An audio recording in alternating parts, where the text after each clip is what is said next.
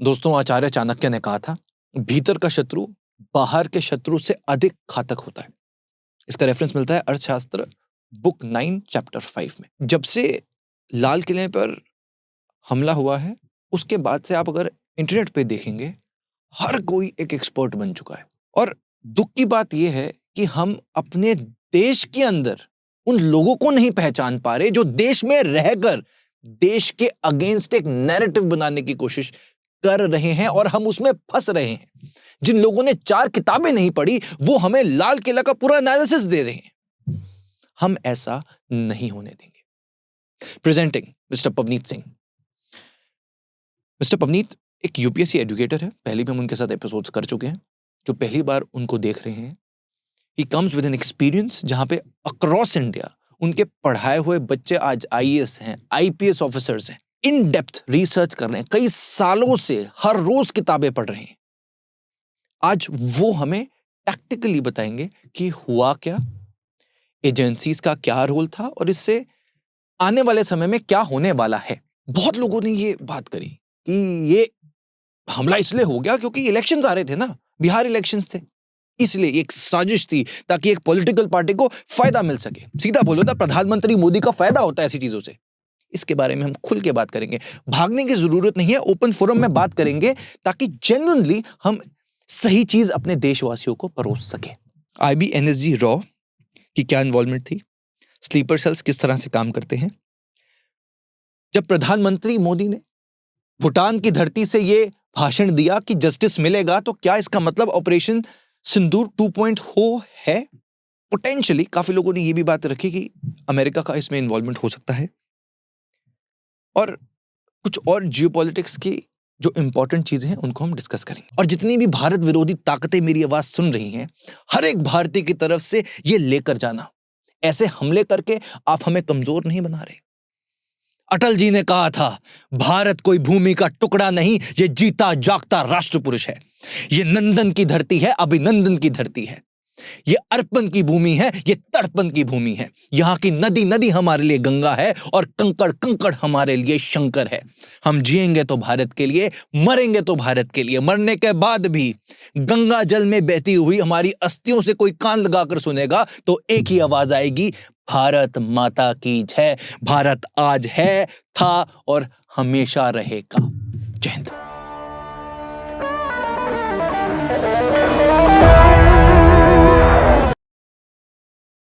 Sir, इस वक्त पूरे देश का जो माहौल है वो आई थिंक हर एक इंडियन के दिल में वही दर्द है जो कि कुछ महीने पहले हुआ था। पहले जब हुआ उस वक्त भी सबके अंदर आक्रोश था। सब समझना चाहते थे कि अब इंडिया क्या करेगा, भारत का इस पे क्या ठीक होगा, क्या दोबारा से ऑपरेशन सिंदूर होगा। आज कोशिश ये करना चाहते हैं कि हम डेटा के साथ ये समझ सके कि क्या हो सकता है, क्या हुआ है, और उसका हम एनालिसिस क्या करें। बेस को सेट करने के लिए मैं थोड़ा सा बैक डेटा देना चाहता हूँ, जिसके बाद आपके एनालिसिस पे मैं आना चाहूँगा। अर्ली नवंबर ये देखा जाता है, जम्मू कश्मीर सर्च करती है श्रीनगर में, वहाँ पे जैश ए मोहम्मद के पोस्टर्स मिलते हैं श्रीनगर में।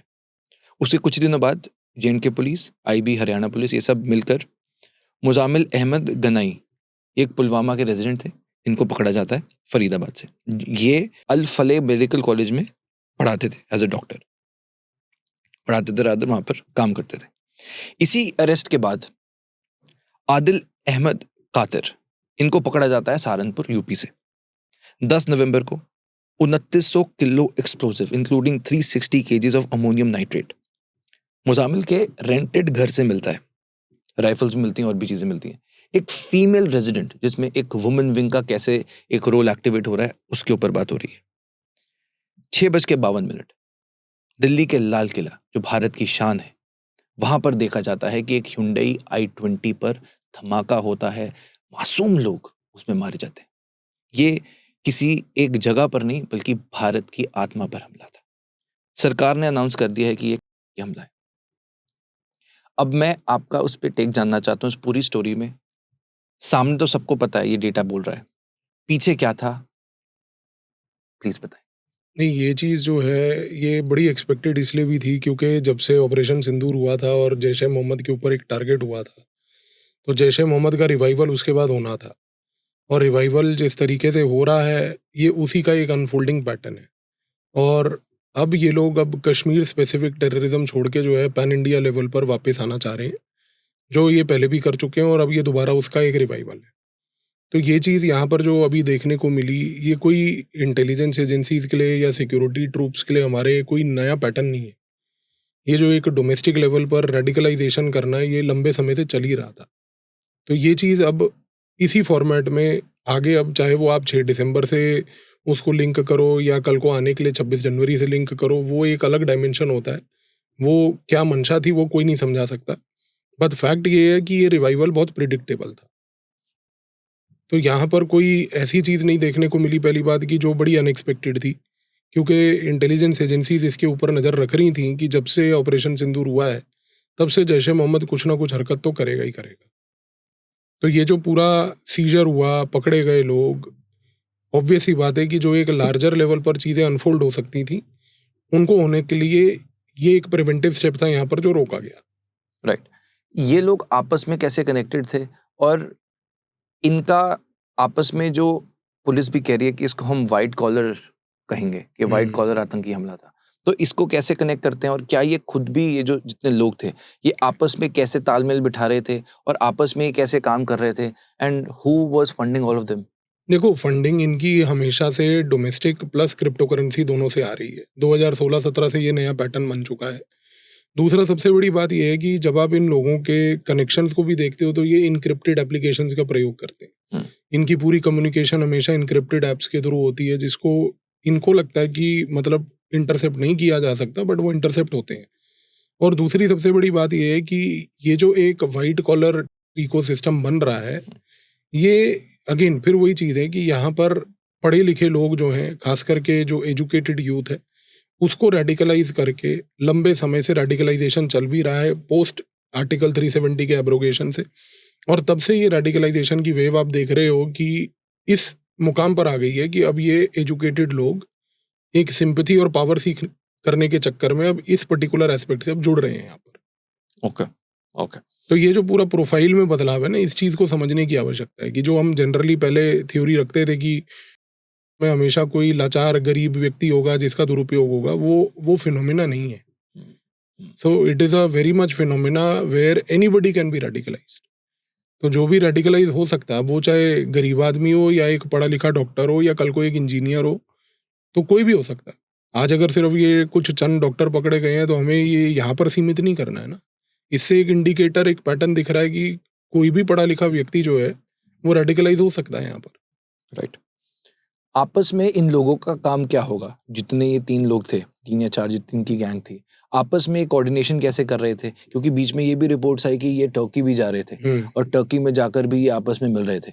तो ये आपस में कोऑर्डिनेट क्या कर रहे थे? और अगर आप एग्ज़ैक्टली बता पाएँ कि ये जो डॉक्टर इमाम है, डॉक्टर मुज़ामिल है, ये किस तरह से इनके रोल्स कैसे डिवाइडेड थे और कैसे नहीं, इनका देखो, सबसे बड़ी बात ये है कि इनको बनाने थे इंडिजिनस तरीके से वेपन्स, जिसके लिए अमोनियम नाइट्रेट जो फर्टिलाइजर्स में भी प्रयोग होता है, वो एक बेसिक इंग्रेडिएंट है। इनको डोमेस्टिक इंग्रेडिएंट्स का प्रयोग करके डोमेस्टिक लेवल पर जो वेपनाइजेशन करनी थी, ये उस काम में लगे हुए थे। इनको ट्रेनिंग ऑब्वियसली इनके हैंडलर से बाहर मिल रही थी। हैंडलर्स अब ज़रूरी नहीं है कि वो सिर्फ आज की डेट में फॉर दैट मैटर पाकिस्तान में बैठा हो, वो टर्की में भी हो सकता है, वो आज इंडोनेशिया में भी हो सकता है, वो दुबई में भी हो सकता है। तो इनके हैंडलर्स अलग-अलग जगहों पे होते हैं। इनको बुला के छोटे-छोटे ट्रेनिंग मॉड्यूल्स के तहत इनको चीज़ें सिखाई जाती हैं। वहाँ से इनको फिर वापस भेज दिया जाता है और फिर ये डोमेस्टिक लेवल पर यहाँ रह के लोकल इंग्रीडिएंट्स का प्रयोग करके, कोऑर्डिनेट करके ये काम करते हैं। अब यहाँ पर ये सारे लोग बटे रहते हैं। इसमें किसी को अमोनियम नाइट्रेट पे काम करना है, किसी को रेसिन पे काम करना है, किसी को सिर्फ ट्रांसपोर्टेशन लॉजिस्टिक्स देनी है, किसी को सिर्फ इतना इंश्योर करना है कि यूथ और रेडिकलाइज होकर इनके साथ जुड़ता रहे। तो सबके काम यहाँ पर बटे हुए होते हैं। तो कोई आदमी मल्टीपल काम नहीं करता है। तो they are all very clearly divided. Division of labour इनमें बिल्कुल क्लियर होती है। इन तीनों में कैसे डिवाइडेड था? यही डिवाइडेड था कि यहाँ पर जो वो लेडी डॉक्टर लखनऊ वाली है, she had to provide the logistics. इमाम जो पकड़ा गया उसका काम था रेडिकलाइजेशन करना। हॉस्पिटल के डॉक्टर का काम था कि वो एक फ्रंट कवर लेकर बैकएंड पे अमोनियम नाइट्रेट पे काम करे। तो इस तरीके से इन्होंने अपना पूरा डिवीजन कर रखा था यहाँ पर। राइट। ये लोग आपस में क्या किसी कॉमन ग्रुप से कनेक्ट होते हैं? क्या इसमें अंसर गज़वातुल हिंद का भी कुछ रोल है? और आगे चलकर ज़ाकिर मूसा का इसमें क्या नहीं, रोल नहीं, इसमें बेसिकली ये है कि जो अंसार गज़वातुल हिंद है, वो एक अल-कायदा का ऑफशूट है। वो अल-कायदा का ऑफशूट आज की डेट में रेडिकलाइज़ेशन का काम सँभाल रहा है जैश-ए-मोहम्मद के बिहाफ़ पे। और ज़ाकिर मूसा जो था, वो हिज़्बुल मुजाहिदीन से जुड़ा हुआ, वो बेसिकली अंसार गज़वातुल हिंद में गया था। तो ही वाज़ अ लोन्ड कैंडिडेट। तो वो लोन की तरफ से वहाँ पर गया था और उसने वो कंसेप्चुअलाइज़ेशन किया, क्योंकि आप चीज़ को देखो कि आज जो रेडिकलाइज़ेशन का काम है, वो पाकिस्तान के जो तंज़ीम है, वो नहीं सँभाल पाते। रेडिकलाइज़ेशन के काम के लिए इनको ट्रांसनेशनल जिहादी ग्रुप्स ही चाहिए। और ट्रांसनेशनल जिहादी ग्रुप्स जो हैं, फॉर एग्ज़ाम्पल जैसे कि अंसार गज़वातुल हिंद हो गया, जिसका उद्देश्य है गज़वाए हिंद, तो वो अल-कायदा से जुड़कर इंडिया स्पेसिफिक टेरिटरी पे फ़ोकस कर रहा है। तो यहाँ पर ये इनके कनेक्शंस इस प्रकार से अनफ़ोल्ड होते हुए आ रहे हैं। राइट। तो यानी जो ट्रेनिंग मॉड्यूल आप कह रहे हैं जो होगा वो एक इन कॉमन ग्रुप से हो रहा है और यहीं से वो चीज़ आगे फैल नहीं, नहीं, देखो, ट्रेनिंग इनकी आईएसआई से हो रही है। ओके, आईएसआई ने अपनी आगे डेलीगेट कर रखी है रिस्पॉन्सिबिलिटी अलग-अलग ग्रुप्स को। ओके, तो जैश-ए-मोहम्मद यहाँ पर इन लोगों को सपोर्ट देगा, चाहे वो क्रिप्टो करेंसी का हो या हवाला का हो। इसके बाद अंसार गज़वातुल हिंद जो है, वो बेसिकली यहाँ पर ऑनलाइन रेडिकलाइज़ेशन सँभालेगा। तो दोनों का अमैल्गमेशन जो होगा, वो आईएसआई के लिए बेनिफिशियल होगा। राइट। दिल्ली पुलिस के कमिश्नर संजय अरोड़ा जी कहते हैं कि ये कैटेगरी ए का इंसिडेंट है और इसमें हमें इन डेप्थ देखना होगा कि क्या होगा और प्रायोरिटी में इस पे काम किया जाए। मैं थोड़े रिपोर्ट्स पढ़ रहा था, देख रहा था, तो इन द पास्ट 25 सालों में 6000 से ज़्यादा ऐसे हमले भारत पर हो चुके हैं। मैं समझना चाहता हूँ बिकॉज़ आपकी बहुत एक्सपर्टीज़ है सिक्योरिटी एजेंसीज़ में। जब ऐसा कुछ इंसिडेंट होता है, जैसे मौके पर भी हमने देखा Delhi police special cell, forensic, national investigation agency, IB, NSG, बहुत सारी एजेंसीज़ काम करती हैं। ऐसे जब इवेंट होता है तो ये एजेंसीज़ का क्या पर्टिकुलर रोल होता है और ये किस तरह से काम करती हैं? नहीं, देखो, जो फर्स्ट रिस्पॉन्डर होती है, वो हमेशा लोकल पुलिस होती है। फर्स्ट रिस्पॉन्डर होने के बाद वो ये इंश्योर करते हैं कि जो इंसिडेंट का स्पॉट है, उस स्पेसिफिक स्पॉट से कोई एविडेंस को टेम्पर ना किया जाए। और जब से नेशनल इन्वेस्टिगेशन एजेंसी एनआईए बनी है, तो केसेस में सबसे पहले उसको बुलाया जाता है। तो एनआईए जब भी आएगी, वो इस पर्टिकुलर स्पॉट पे जाके फोरेंसिक्स का सहारा लेके, जो एफएसएल है, उसके साथ मिलकर बेसिकली पूरे सैंपल्स का कलेक्शन करेगी। इंटेलिजेंस ब्यूरो, एनआईए फिर कोऑर्डिनेट तरीके से एक दूसरे के साथ काम करते हैं। काम करने के बाद वो ये इंश्योर करते हैं कि इस पर्टिकुलर इंसिडेंट में जितने भी लोग इन्वॉल्व हैं, उन लोगों के ऊपर फिर इंटरसेप्शन, इंटेरोगेशन लोकल पुलिस के साथ मिलकर वो किया जाए। तो ऐसा नहीं है कि कोई भी एजेंसी यहाँ पर एड हॉक बेसिस पे काम कर रही है। They are all supplementing each other. तो इस तरीके से एक कोऑर्डिनेटेड ऑपरेशन हमेशा रहता है यहाँ पर, जो काउंटर के तरीके से हमें देखना है। जब ऐसा कुछ इवेंट होता है तो हम बार-बार देखते हैं, इस बार भी ऐसा हुआ कि सर्चेज़ दिल्ली के दरियागंज और पहाड़गंज में होता है। स्पेसिफिक ये एरियाज़ क्यों? नहीं, क्योंकि देखो, जितने भी डेंसली पॉपुलेटेड एरिया होंगे, उन डेंसली पॉपुलेटेड एरियाज़ में ये लोग अपने आप को छुपने में आसानी पाते हैं। तो आज पहाड़गंज का एरिया है, वहाँ पर अब आप टूरिस्ट को भी देखोगे, लोकल आदमी भी देखोगे, उनके बीच में अपने आप को कैमोफ्लेज करके छुपा लेना एक आसान काम होता है।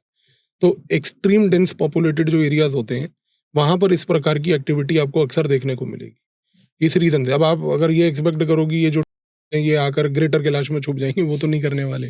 तो ये जानबूझ के ऐसे एरियाज़ में जाते हैं जहाँ पर इनको भी पता है कि भीड़ में ये घुल मिल जाएँ। राइट। अब जो एनआईए वेस्ट बंगाल, त्रिपुरा, मेघालय, गुजरात, हरियाणा में सर्च कर रही है, तो इसका लॉजिक हम ये देख सकते हैं कि हरियाणा क्योंकि बॉर्डर स्टेट है इसलिए वहाँ पर है? नहीं, नहीं, देखो, एक तो पार्ट यही होता है कि जो बॉर्डर स्टेट्स हैं, उनको इमीडिएटली अलर्ट पे कर दिया जाता है, ताकि इनके जो एकदम से जितने भी नेटवर्क के लोग हैं, वो इधर-उधर भागने की कोशिश ना करें। दूसरा, जो इंटेलिजेंस इनपुट्स के हिसाब से हमेशा से इनके सेल्स हर जगह जो पाए जाते हैं, उन सेल्स को भी फिर निगरानी में रखा जाता है। अब वो चाहे गुजरात से लेकर बंगाल में हो या मध्य प्रदेश से तमिलनाडु में हो, कहीं पर भी हो। तो everywhere then the work gets activated. Right. अब जैसे बताया जा रहा है एजेंसीज, जब ये त्योहार था अक्टूबर 25 से ही पहले से कुछ वार्निंग्स दी जा रही थी, तो क्या जो ऑलरेडी एजेंसीज ये जो कहीं ना कहीं से लिंक्स आते हैं, इसमें रॉ का कैसे इन्वॉल्वमेंट होता है और किस तरह से रॉ का उसमें ऐड होता है कि यहाँ पर may be not just in Pakistan but उसके अलावा कहाँ पर रॉ से ऐसी इन्फॉर्मेशन आने के चांसेस होते हैं? नहीं, देखो, इसमें रॉ का कोई काम नहीं होता। जो डोमेस्टिक लेवल पर इनपुट्स होते हैं, वो आईबी देती है। उसमें रॉ का कोई इंटेलिजेंस का यहाँ पर कोई रोल नहीं होता। रॉ वर्क्स एक्सटर्नल लेवल पर। आईबी का जो काम है डोमेस्टिक लेवल पर, वो होता है। तो पहली बात तो जो ये फेस्टिवल से पहले और इस प्रकार के इनपुट्स होते हैं, ये आईबी देती है लोकल पुलिस को। तो लोकल पुलिस की अपनी इंटेलिजेंस हो गई उस स्टेट की, और साथ में जो आईबी का अपना apparatus है, ये दोनों मिलकर इंटेलिजेंस एस्टिमेट्स तैयार करते हैं। तो जिसकी वजह से क्या होता है कि एक पूरे state wise, district wise intelligence तैयार होती है। तो वो इनपुट्स यहाँ पर मिलते हैं। हाँ, अगर उन इनपुट्स में किसी प्रकार का कोई एक्सटर्नल इन्वॉल्वमेंट होगा, तो yes, then there can be a probability कि उसका कोई रॉ के साथ नाता अगर जुड़ता है तो वो एक्सप्लोर किया जा सकता है। ओके, बट जनरली ये आईबी प्लस लोकल पुलिस का ही काम होता है। राइट। तो एक्सटर्नल का मेरा रेफरेंस रॉ से ही था कि क्या रॉ का इसमें आपको लगता है इस पूरे इंसिडेंट में कहीं पे रॉ से कुछ इनपुट आया हो? नहीं, देखो, इनपुट आया होगा या नहीं आया होगा, that nobody can tell, but the fact is कि क्योंकि ये लोग ऑलरेडी बाहर से इन्वॉल्व्ड थे, इनका जैश ए मोहम्मद से लिंक था, तो देर इज डेफिनेट फैक्ट कि they are having their involvement in Pakistan, यानी कि वहां से कुछ ना कुछ इनपुट्स डेफिनेटली अराइज कर रहे होंगे। अब वो इनपुट्स किस तरीके से प्रोसेस होते हैं और इंट्रा एजेंसी लेवल पर कैसे कोऑर्डिनेट होते हैं, that is something we should not work upon. Sure, absolutely. Ajit Doval ji की एक वीडियो थी जिसमें वो बता रहे थे किस तरह से वो जब पाकिस्तान में थे तो कैसे काम करते थे, और कभी कभार अनचाहे तरीके से भी कोई उनको डिटेक्ट कर ले पाता था। तो उन्होंने एक एग्जाम्पल दिया कि वो कहीं पर थे, एक अपना भेष बदला हुआ था और वो वहां से इनपुट्स ले रहे थे। किसी ने अजीत डोभाल जी को कहीं कमरे में लेकर गए और उन्होंने बोला कि आप हिंदू हो, आप मुसलमान नहीं हो, क्योंकि वो किसी मॉस्क के बाहर थे। तो फिर उन्होंने पूछा कि आपने कैसे बताया, तो उन्होंने कहा कि भाई आपके कान में छेद है, और आपके गांव में, और ये एक पुरानी परंपरा थी कि जो गांव के अंदर पहले शुरू में कान के अंदर अगर छेद कर दिया जाता था तो वो एक इंडिकेशन था कि वो हिंदू फैमिली से था। ऐसा कोई एक्सपीरियंस आप रॉ का शेयर कर पाएंगे, कोई समथिंग अराउंड दिस लाइंस? नहीं, ऐसा तो देखो, एक्सपीरियंसेस काफ़ी जो ऑपरेटिव्स होते हैं उनके जनरली रहते ही हैं, इन द सेंस कि अब कोई ऑपरेटिव अगर मान लीजिए एक फॉरेन कवर पर है और उस फॉरेन कवर में उसका अगर कवर किसी तरीके से एक्सपोज हो रहा है, तो सबसे पहली जो जनरल ड्रिल होती है वो होती है कि एक्सफिल्ट्रेशन किया जाए, ताकि जो आपका पूरा का पूरा वहाँ पर नेटवर्क या एसेट है वो एक्सपोज ना हो। मिडल ईस्ट में कई बार ऐसे केसेस देखने को मिले हैं, क्योंकि मिडल ईस्ट में खास करके दुबई, सऊदी अरेबिया से लेकर ये जो पूरी टेरिटरी है, यहाँ पर कई इस प्रकार के ऑपरेशंस चलते हैं जिसमें डायस्पोरा के ऊपर नज़र रखनी पड़ती है, क्योंकि हमारा जो वर्कर क्लास है वो वहाँ जाता है। वर्कर क्लास आज की डेट में वल्नरेबल है किसी भी प्रकार के रेडिकलाइजेशन से। तो वर्कर क्लास के ऊपर नज़र रखना कि उनकी कोई ग्रीवेंसेज हैं वो लोकल लेवल के रूलर्स तक या लोकल लेवल के पॉलिटिशियंस तक पहुँचती रहें, इसके बीच में एक पावर प्ले हमेशा जो है रॉ आईएसआई के बीच में चलता रहता है। तो इस तरीके से कई इंसिडेंट्स हैं, मतलब जो ऑफ रिकॉर्ड रहते हैं, मतलब उनको ऑन रिकॉर्ड अब नहीं लाते कभी, but yes, there are many such instances जहाँ पर किसी ना किसी तरीके से आपका कवर ब्लो अप हो सकता है, और हुआ भी है कई बार, ऐसा नहीं है कि नहीं हुआ है। बट जब ब्लो अप होता है तो एक जनरल इसमें एक ड्रिल होती है कि आप एक्सफिल्ट्रेशन कीजिए, और वो एक्सफिल्ट्रेशन करके आप अपने बंदे को वापस ला सकते हो। तो ऐसा नहीं है कि कोई बहुत ज़्यादा मतलब अग्रेसिव लेवल पर पकड़ा गया हो बंदा और उससे एक ग्लोबल लेवल पर सेंसेशन क्रिएट हो गया हो, वो टाइप की चीज़ें नहीं होती जनरली, क्योंकि see these are trained people. तो ये कोई मतलब ऐसा नहीं है कि कोई नॉर्मल आम नागरिक है जिसको उठा के आपने भेज दिया 2 दिन की ट्रेनिंग देके। यहाँ पर आपको कई साल की ट्रेनिंग दी जाती है बिफोर कि आपको एक फील्ड पोस्टिंग ग्राउंड लेवल पर दी जाए। तो बट जैसे जब कनाडा का हुआ था, जब निज्जर पे हुआ था, तो कनाडा ने तो बोला था कि इंडिया का ही कुछ रोल है। नहीं, देखो, वो तो बोलना उससे क्या होता है, but were they able to prove anything? Answer is no. उन्होंने वो कोई प्रूफ नहीं दिया आज तक, कोई एविडेंस नहीं दिया। वो कहते हैं कि भाई हमारे पास इंटेलिजेंस इनपुट्स थे, और प्रूफ कुछ नहीं था। प्रूफ कुछ नहीं था। तो जब तक आप बिना प्रूफ के अगर कोई बातें करोगे तो फिर आपका कोई मतलब क्रेडिबिलिटी नहीं है वहाँ पे। तो या तो आप हार्डकोर एविडेंस दे दो, अगर है तो आप शेयर करो, बट वो था ही नहीं उनके पास किसी भी तरीके से। तो वो व्यक्ति था कौन? कोई भी नहीं था। देखो, वहां पर प्रॉब्लम क्या थी कि निज्जर का जो वहां पर किलिंग हुआ, that happened because of a gang war in Canada itself. Okay. अब उनको उसको एट्रीब्यूट करना था किसी को, बिकॉज ऑब्वियसली कैनेडियंस ने जो वहां पर सिख डायस्पोरा है उन्होंने ये चीज पूछनी शुरू कर देनी थी अदरवाइज कि भाई हमारी सेफ्टी सिक्योरिटी का क्या। तो then attributability became easier there. Okay, तो वो इशू है पूरा वो। Okay, got it. इस हम इंसिडेंट पर आते हैं। एलईटी कमांडर की कुछ वीडियोस आना शुरू हुई थी, सैफुल्ला सैफ। वीडियोस में ये बोला गया ब्लास्ट से पहले, उस लाल किले के हमले से पहले, Hafiz Saeed is not sitting idle, Lashkar Taiba will soon strike India.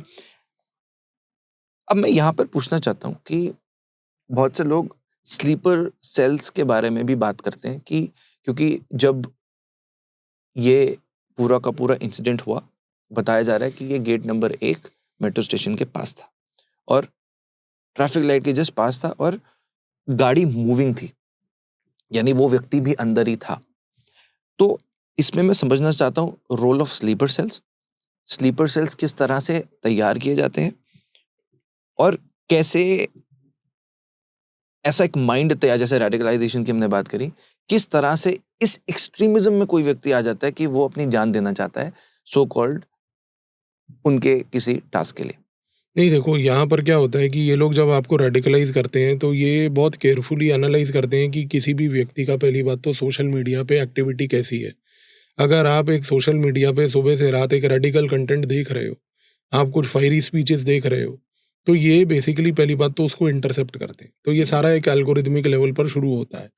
वहाँ से आपको जब ये देखते हैं कि इस व्यक्ति की इस प्रकार की इंटेलेक्चुअल थिंकिंग है, इस प्रकार की सोच है, उसको उस तरीके का कंटेंट दे देकर उसको एक इकोसिस्टम में पहले तो लेकर आते हैं। फिर वहाँ पर भी ऐसा नहीं होता कि आप एक इकोसिस्टम में इनके साथ आ गए या इनके किसी फ्रंट से जुड़ गए तो आप इनके साथ ही अलाइन हो जाओगे। बहुत लंबे समय तक ये आपकी एबिलिटी देखते हैं कि आप किस हद तक उस रेडिकल कंटेंट को अब्जॉर्ब करके कोई एक्शन लेने की भी कैपेबिलिटी रखते हो। तो आपका रेडिकलाइजेशन जो है उसके साथ साथ आपका एक साइकोलॉजिकल लेवल पर बैकएंड पे ये लोग अपना भी टेस्ट कर रहे हैं कि क्या ये व्यक्ति कुछ लॉजिस्टिकल काम करने में मदद करेगा, क्या ये व्यक्ति की आउटलाइन थिंकिंग की वैसी है कि ये कल को अगर अटैक करने की बात हो तो ये अटैक भी करेगा। तो सारा गेम यहाँ पर इस तरीके से ग्रेजुअली डिसाइड होता है। तो ये एक बहुत स्लो प्रोसेस है और इसके थ्रू ये लोग पहली बात आपको रिक्रूट करते हैं। और क्योंकि अब आप यहाँ बैठे हो, ये दूसरी कंट्री में बैठे हैं, तो जाहिर सी बात है कि जब आपका रेडिकलाइजेशन हो गया तो ये रेडिकलाइजेशन करके आपको फिर इनएक्टिव रखते हैं। उसको बेसिकली एक मीडिया लैंग्वेज में कहते हैं स्लीपर सेल। तो आप जब इनएक्टिव रहते हो, आप रेडिकलाइज्ड हो और इनएक्टिव हो। आपको जब एक्टिव करना होगा तो आप आज की डेट में रेडिकलाइज हो, जिसका प्रयोग ये कभी भी आपके साथ कर सकते हैं। तो इस नज़रिए से ये पूरा गेम अनफोल्ड होता है यहाँ पे। जब ये एक्टिव होते हैं तब इनकी जो ऑब्वियसली ट्रेनिंग तो होगी कुछ ना कुछ ऐसे, आपस में जो इनकी कोऑर्डिनेशन है, जैसे आपने पहले बताया कि इनक्रिप्टेड रहती है, ड्यूरिंग जब ऐसे कुछ इंसिडेंट प्लान किए जा रहे हैं उस दौरान ये जो स्लीपर सेल्स हैं ये किस तरह से इनका ऑपरेशनल कैपेसिटी रहती है, किस तरह से काम करते हैं, और इनमें और OGW में क्या फ़र्क होता है? नहीं देखो, OGW एक अलग चीज़ है। ओवरग्राउंड वर्कर जो है वो खास करके कश्मीर के कॉन्टेक्स्ट में यूज़ किया जाता है। और आप ये जो स्लीपर सेल है इनको भी अगर कहो तो they are also otherwise OGWs only. It's not that they are different. But देखो, स्लीपर सेल एक मीडिया कॉइंड टर्मिनोलॉजी है। सिक्योरिटी लैंग्वेज में इनको OGWs ही कहते हैं, ठीक है। अब सबसे बड़ी चीज़ ये है कि यहाँ पर सारे स्लीपर सेल एक्टिव नहीं होते। जिसके थ्रू आपने जो टास्क अचीव करना है केवल वही एक्टिव होगा। अब आप अगर ये सोच रहे हो कि ये जो चंद डॉक्टर पकड़े गए इसकी वजह से पूरा स्लीपर सेल नेटवर्क हमने तोड़ दिया, वो नहीं है। अभी भी कितने स्लीपर सेल हैं, कहाँ हैं, क्या है, हमें नहीं पता। वो इनएक्टिव है, इनएक्टिव किस फेज में है और क्या कर रहे हैं, नोबडी नोस। क्योंकि ये जो लोग होते हैं इनकी डे टू डे लाइफ में डे टू डे एक्टिविटी कुछ ना कुछ अलग होती है, लेकिन ये पार्ट टाइम लेवल पर ये काम करते हैं।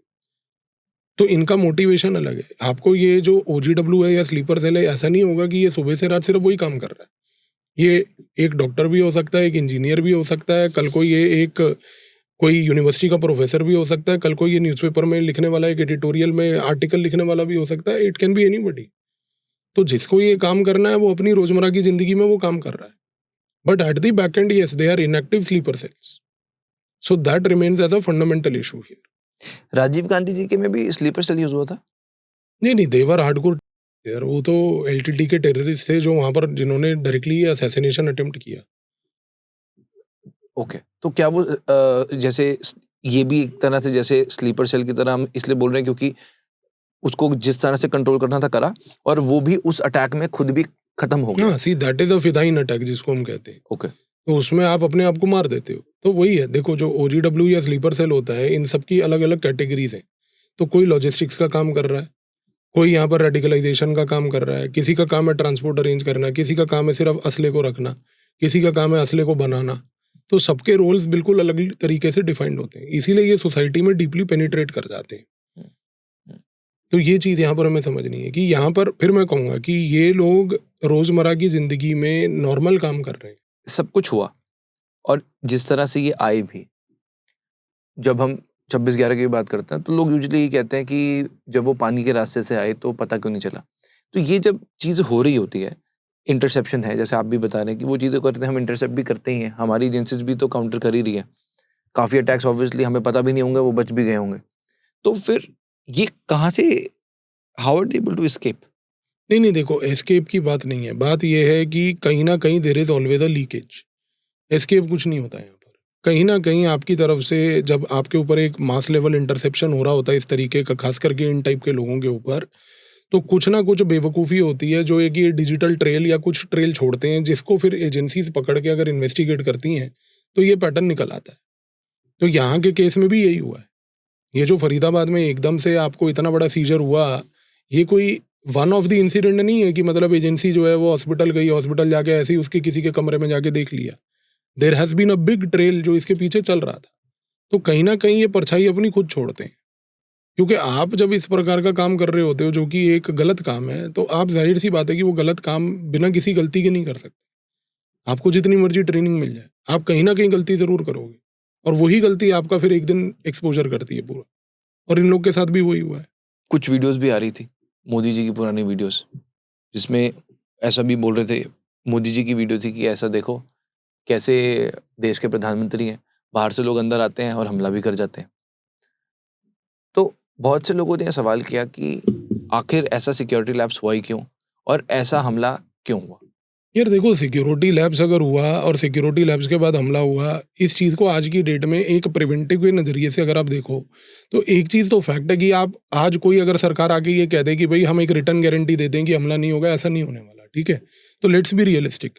These are things which are unfolding. एक जियोपॉलिटिकल अनसर्टेनिटी का फेज़ चल रहा है। उस अनसर्टेनिटी के फेज़ में ये जिस तरीके से चीज़ें अनफोल्ड हो रही हैं, ये थ्रेट्स को टैकल करना है। अब आप यहाँ पर खड़े होके अपनी राजनीति शुरू कर दो तो वो अलग बात है। और आज की डेट में कम से कम वो लोग तो इस चीज़ के बारे में चर्चा ना करें कि भई ये अटैक कैसे हुआ, जिनके टाइम पे ये अटैक होते थे और उसके बाद वो बिरयानियाँ खिलाते थे। तो एटलीस्ट दीज़ पीपल तो should not talk about it. ठीक है ना? तो यहाँ पर ये चीज़ है कि ठीक है, अटैक हो रहा है। There is always a lapse, that is why the attack is happening. We are not even rejecting that. But the fact is कि जब अटैक हुआ है तो it is happening because of some geopolitical uncertainty, because of some rapidly changing situations. तो हमें उन situations के through learn करना है और उन सिचुएशंस को आगे टैकल करना है। मोदी जी भूटान से कहते हैं, all of the responsible for Delhi blast will be brought to justice. पहले भी जब ऑपरेशन सिंदूर हुआ था तब मोस्टली लोगों ने ये कहा था कि मोदी जी ने जब इंग्लिश में बोला था तो एक दुनिया को मैसेज देने का एक सिंबल था। तो क्या इसका भी इस बार यही मतलब है, और क्या इस बार ऑपरेशन सिंदूर 2.0 देखा जा सकता है? नहीं, नहीं, इस केस में देखो, ये तो एक असम्पशन लेना कि सिंदूर 2.0 होगा या नहीं होगा is a very premature thing to say. But ज़ाहिर-सी बात है कि जब आप एक फॉरेन सॉइल से इस प्रकार की स्टेटमेंट देते हो, तो आप एक मैसेज क्लियर कट देते हो कि किसी भी प्रकार का जो है वो टॉलरेट नहीं किया जाएगा। और आज इनफैक्ट पूरा वर्ल्ड इस बात को समझ चुका है कि terrorism in any form will not be an acceptable thing. तो ये मैसेजिंग की स्ट्रैटेजी होती है डेफिनिटली। 10 नवंबर को यहाँ होता है, 11 नवंबर को इस्लामाबाद में भी इस तरह का एक अटैक देखा जाता है, सुसाइड बॉम्बिंग होती है, जिसके बाद पाकिस्तान बोलता है कि ये हमारे ऊपर अटैक है।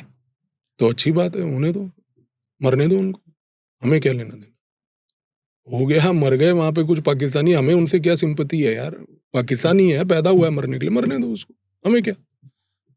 एंगल ये देखा जा रहा था कि ये कहीं ना कहीं हो सकता है कि अफगानिस्तान के साथ भी उनका चल रहा है, हो सकता है कि ये इंडिया में भी अटैक हुआ, वहाँ भी अटैक हुआ। तो जो अजम्पशन हम बना, लोग जो रिपोर्ट्स में नहीं, बल्कि अगर मैं सोशल मीडिया में कहूँ, एक जो नैरेटिव था इसी वजह से बिल्ड हुआ कि हो सकता है पाकिस्तान में भी कुछ ऐसा हुआ है और इंडिया में भी हुआ है, तो पोटेंशियली आगे चलकर कुछ सिचुएशन हो सकती है, देखी जा सकती है दोनों के बीच में किसी नहीं, तरीके नहीं, की। देखो ऐसा तो है नहीं। और बाकी जहाँ पर पाकिस्तान की बात है, उसको अपने हालातों पे देखना चाहिए हम्म, कि उनके खुद के क्या हालात है और उसकी आवाम कैसे भूखी मर रही है, उस पे ध्यान दो। पानी तुम्हें वैसे भी नहीं मिलना और तुम्हारे आधे से ज़्यादा गाँव जो हैं अब उनमें अनाज भी खत्म हो रहा है, तो उस चीज़ पे ज़्यादा फोकस दो। वो अटेंशन डाइवर्ट करने के चक्कर में जो मुनीर अपनी पावर कैप्चर कर रहा है, वो लोगों को दिख रहा है वहाँ पर क्या हो रहा है। तो उसमें उनकी जो समस्या है, हमें उनसे कोई सिंपैथी लेकर उनकी चर्चाएँ और उनकी कैपेबिलिटीज़ पे फोकस करने की ज़रूरत नहीं है। यहाँ हैं वैसे कुछ लोग जो ये करते हैं सुबह से रात, बट कौन है? हमें क्या करना है यार? दुनिया जानती है कौन है वो। हमें क्या लेना देना कि मतलब किसी दूसरे, और वो भी एक एनिमी देश की कैपेबिलिटी को जो है मेनस्ट्रीम प्रोग्रामिंग करके उसकी कैपेबिलिटी को उजागर करना। जो कर रहे करने दो उनको। ठीक है, सबके अपने एजेंडा हैं, चलाने दो। हमें क्या लेना देना। हमें उस देश से कोई लेना देना नहीं है, they are not our well wishers. वो जिए मरे, हमारी बला से वो मरे हैं, तो हमें उससे बियॉन्ड उनके लिए कुछ नहीं करना है। तो we have to be clear, they are an adversary, they are an enemy country for us, so let's treat the enemy as an enemy, there is no sympathy for the enemy after that. Mahua Moitra कहती हैं, let us remember this, on the morning after the deadly blast in Delhi killed dozens, India's Prime Minister flew early to Bhutan to ensure a 6,000 crore deal for BFF Gautam Adani. Let history write this. ठीक है, बोलने दो, उनके बोलने से क्या हो रहा है? How does it matter? She has a fundamental right to speak, let her speak, it's fine. Sir, India एक डेमोक्रेटिक कंट्री है, सबके पास राइट है। राइट तो है, पर ठीक इसमें है, आप बोलो, बोलना, मना कर? पर इसमें हाउ एक स्टेटमेंट है, एक स्टेटमेंट का रिएक्शन होता है, आप इसको एक्सेप्ट करते हैं, नहीं करते, व्हाट इज योर टेक? नहीं, माय टेक इज कि see everybody has a fundamental right to say anything. हाँ, श्योर। तो लेट हर स्पीक। आज की डेट में अभी इस मोमेंट पर हमारे लाल किला में अटैक होने के बाद लाल किला में जो लोग मरे उनके ऊपर श्रद्धांजलि देने के बजाय कुछ लोग इस मोमेंट पर इस चीज से भी इंडिया में परेशान है कि कुछ डॉक्टर क्यों पकड़े गए। ठीक है, तो उनके पूरे एपिसोड इस चीज पे चल रहे हैं कि नहीं ये डॉक्टर क्यों पकड़े गए। तो ठीक है, सबको करना है अपने हिसाब से यार, करने दो, हमें क्या लेना देना। देश को पता है इस मोमेंट पे, और देश की जनता को खास करके ये पता है कौन क्या कर रहा है। In the era of this information age, people are aware of this level, who is doing what. तो करने दो, जिसको जो करना है करने दो, जिसको जो स्टेटमेंट देनी है देने दो, कोई फर्क नहीं पड़ता। आपको लगता है कि मोदी जी को 10 नवंबर को जब हुआ है अटैक, तो 11 नवंबर को जब वो भूटान जा रहे थे, वो ट्रिप को कैंसिल कर देना चाहिए था? देखो यार, कोई फॉरेन ट्रिप जो होता है और जिसमें आप एक फॉरेन कमिटमेंट किसी दूसरे हेड ऑफ द स्टेट को दे चुके होते हो, सबसे पहली बात वो एक डिप्लोमेटिक इमेच्योरिटी होती है, नंबर 1। नंबर 2, ये अटैक दिल्ली में हुआ है, home minister of the country was on the spot at the moment, और वहीं से होम मिनिस्टर ने अपनी पूरी कार्रवाई भी चालू कर दी थी, स्टेटमेंट भी आ गया था। Being a domestic issue, being an issue where home ministry was involve, I think जो गवर्नमेंट की तरफ से रिस्पॉन्स था उसमें मुझे नहीं लगता कि कल को प्राइम मिनिस्टर को जाकर ये काम करना चाहिए था। अगर प्राइम मिनिस्टर का खुद का कोई अपना कोई ऐसा तो है नहीं कि वो कोई अपने पर्सनल ट्रिप के लिए गए थे ना, he was representing the country in Bhutan. तो ठीक है, अगर उस पर्पज के लिए वो गए तो वहां पर जाना जरूरी था, दैट्स फाइन। कांग्रेस की जो स्पोक्स पर्सन है डॉक्टर शामा मोहम्मद, वो कहती हैं कि अमित शाह जी गए तो हैं, but you need to resign, क्योंकि पहले भी ऐसा होता था, तो आप भी अब करिए। हाँ ठीक है, तो उनसे एक चीज बस मैं ये पूछना चाहूंगा कि जब 26/11 हुआ था तो Manmohan Singh should have resign, why did he not resign? He should have taken the moral responsibility. Did he resign? He didn't. देखो, जिसको राजनीति करनी है यार उनको राजनीति करने दो, हमें उससे कोई लेना देना नहीं है। Today the fact of the matter is country knows very clearly what is happening and who is doing what. मैं फिर वही बोलूंगा, इन्फॉर्मेशन एज का जमाना है, इन्फॉर्मेशन सबके सामने है, people are aware and educated enough. चाहे आप एक अनपढ़ आदमी को भी पूछोगे ना, वो भी समझता है। उस अनपढ़ आदमी को ना समझ मत समझो, वो भी समझता है कि आज की डेट में कौन क्या कर रहा है, राइट, सबको मालूम। बट आई थिंक नैरेटिव तो बिल्ड हो जाता है ना। नहीं, अगर narrative कहते build नहीं नहीं होता एक यार। बात को आप बार बार बोलते रहोगे तो सच भी झूठ। देखो, वो भी सही एक लगता बात है। को आप बार बार बोलते रहो, और अगर वो बात झूठ है, वो आप जितनी मर्जी कोशिश कर लो, वो लोग उसको कभी एक्सेप्ट ही नहीं करेंगे। इन्फ्लुएंस तो होते होंगे मे बी जो देखो जेंजीज हैं। देखो, जेंजी से आपको यार, इंडिया में कोई जेंजी हमारे यहाँ पर आपको लगता है उसकी कोई औकात है? Bloody filthy class of Gen Z we have in India. वो फूड ब्लॉगर, मतलब I am sorry to use that language, मतलब कि वो साले खाने के अंदर जाके पड़े हुए हैं।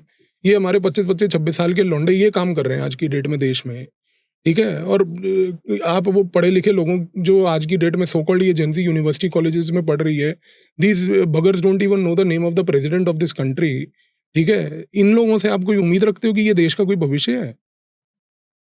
इसको छोड़ दो जेंजी को यार, मरने को। इनके बारे में फोकस मत करो। इंडिया की Gen Z is not worth conceptualising और थिंकिंग अबाउट, ठीक है। They are a degraded class of humanity, let them do what they want to do. उनको 25 साल बाद पता चलेगा कि वो किस लेवल पर आगे जाकर क्या करने जा रहे हैं। तो देश का भविष्य दिख रहा है यहाँ पर हमें। तो इनके बारे में आप वरी मत करो, don't worry about this Gen Z की इनके ऊपर कोई इन्फ्लुएंस इन प्रकार की स्टेटमेंट से आने वाला है, वो नहीं होने वाला है यहाँ पर। ये जेंजी जो है ये इसी लाइक है, ये बनी इसी पर्पज के लिए। तो इनके बारे में आप वरी मत करो कि ये कोई इन्फ्लुएंस होंगे। They are not influencers at all and they are not people we need to worry about also. इनको मरने दो, जो करना है इनको करने के लिए। ये काम चल रहा है जी जेंजी का यहाँ पे। मटक मटक के लोग जो है जी रीलें बना रहे हैं, या फिर जी सड़कों पे खड़े होकर खाने के अंदर कूदे पड़े हैं, और या फिर जो है मतलब यहाँ पर सो कॉल्ड कूल बनने के चक्कर में जी जीरो नॉलेज। ये जेंजी है हमारी, ये देश का भविष्य है हमारा। इस जेंजी से आप उम्मीद करते हो कि कुछ होगा? कमाल है यार, आपके सामने की चीज है। इनको इनकी प्रोसेसिंग कैपेबिलिटी है यार, जीरो एबिलिटी है, जीरो।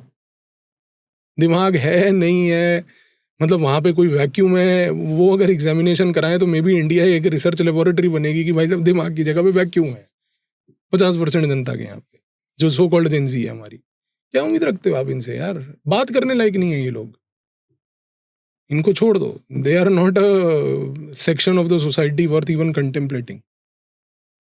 इनको जाने दो, don't worry about them. Worry देश की तो होगी ना। नहीं, देश की वरी होगी, क्योंकि देश इन जैसे लोगों के हाथ में आने वाला है यार।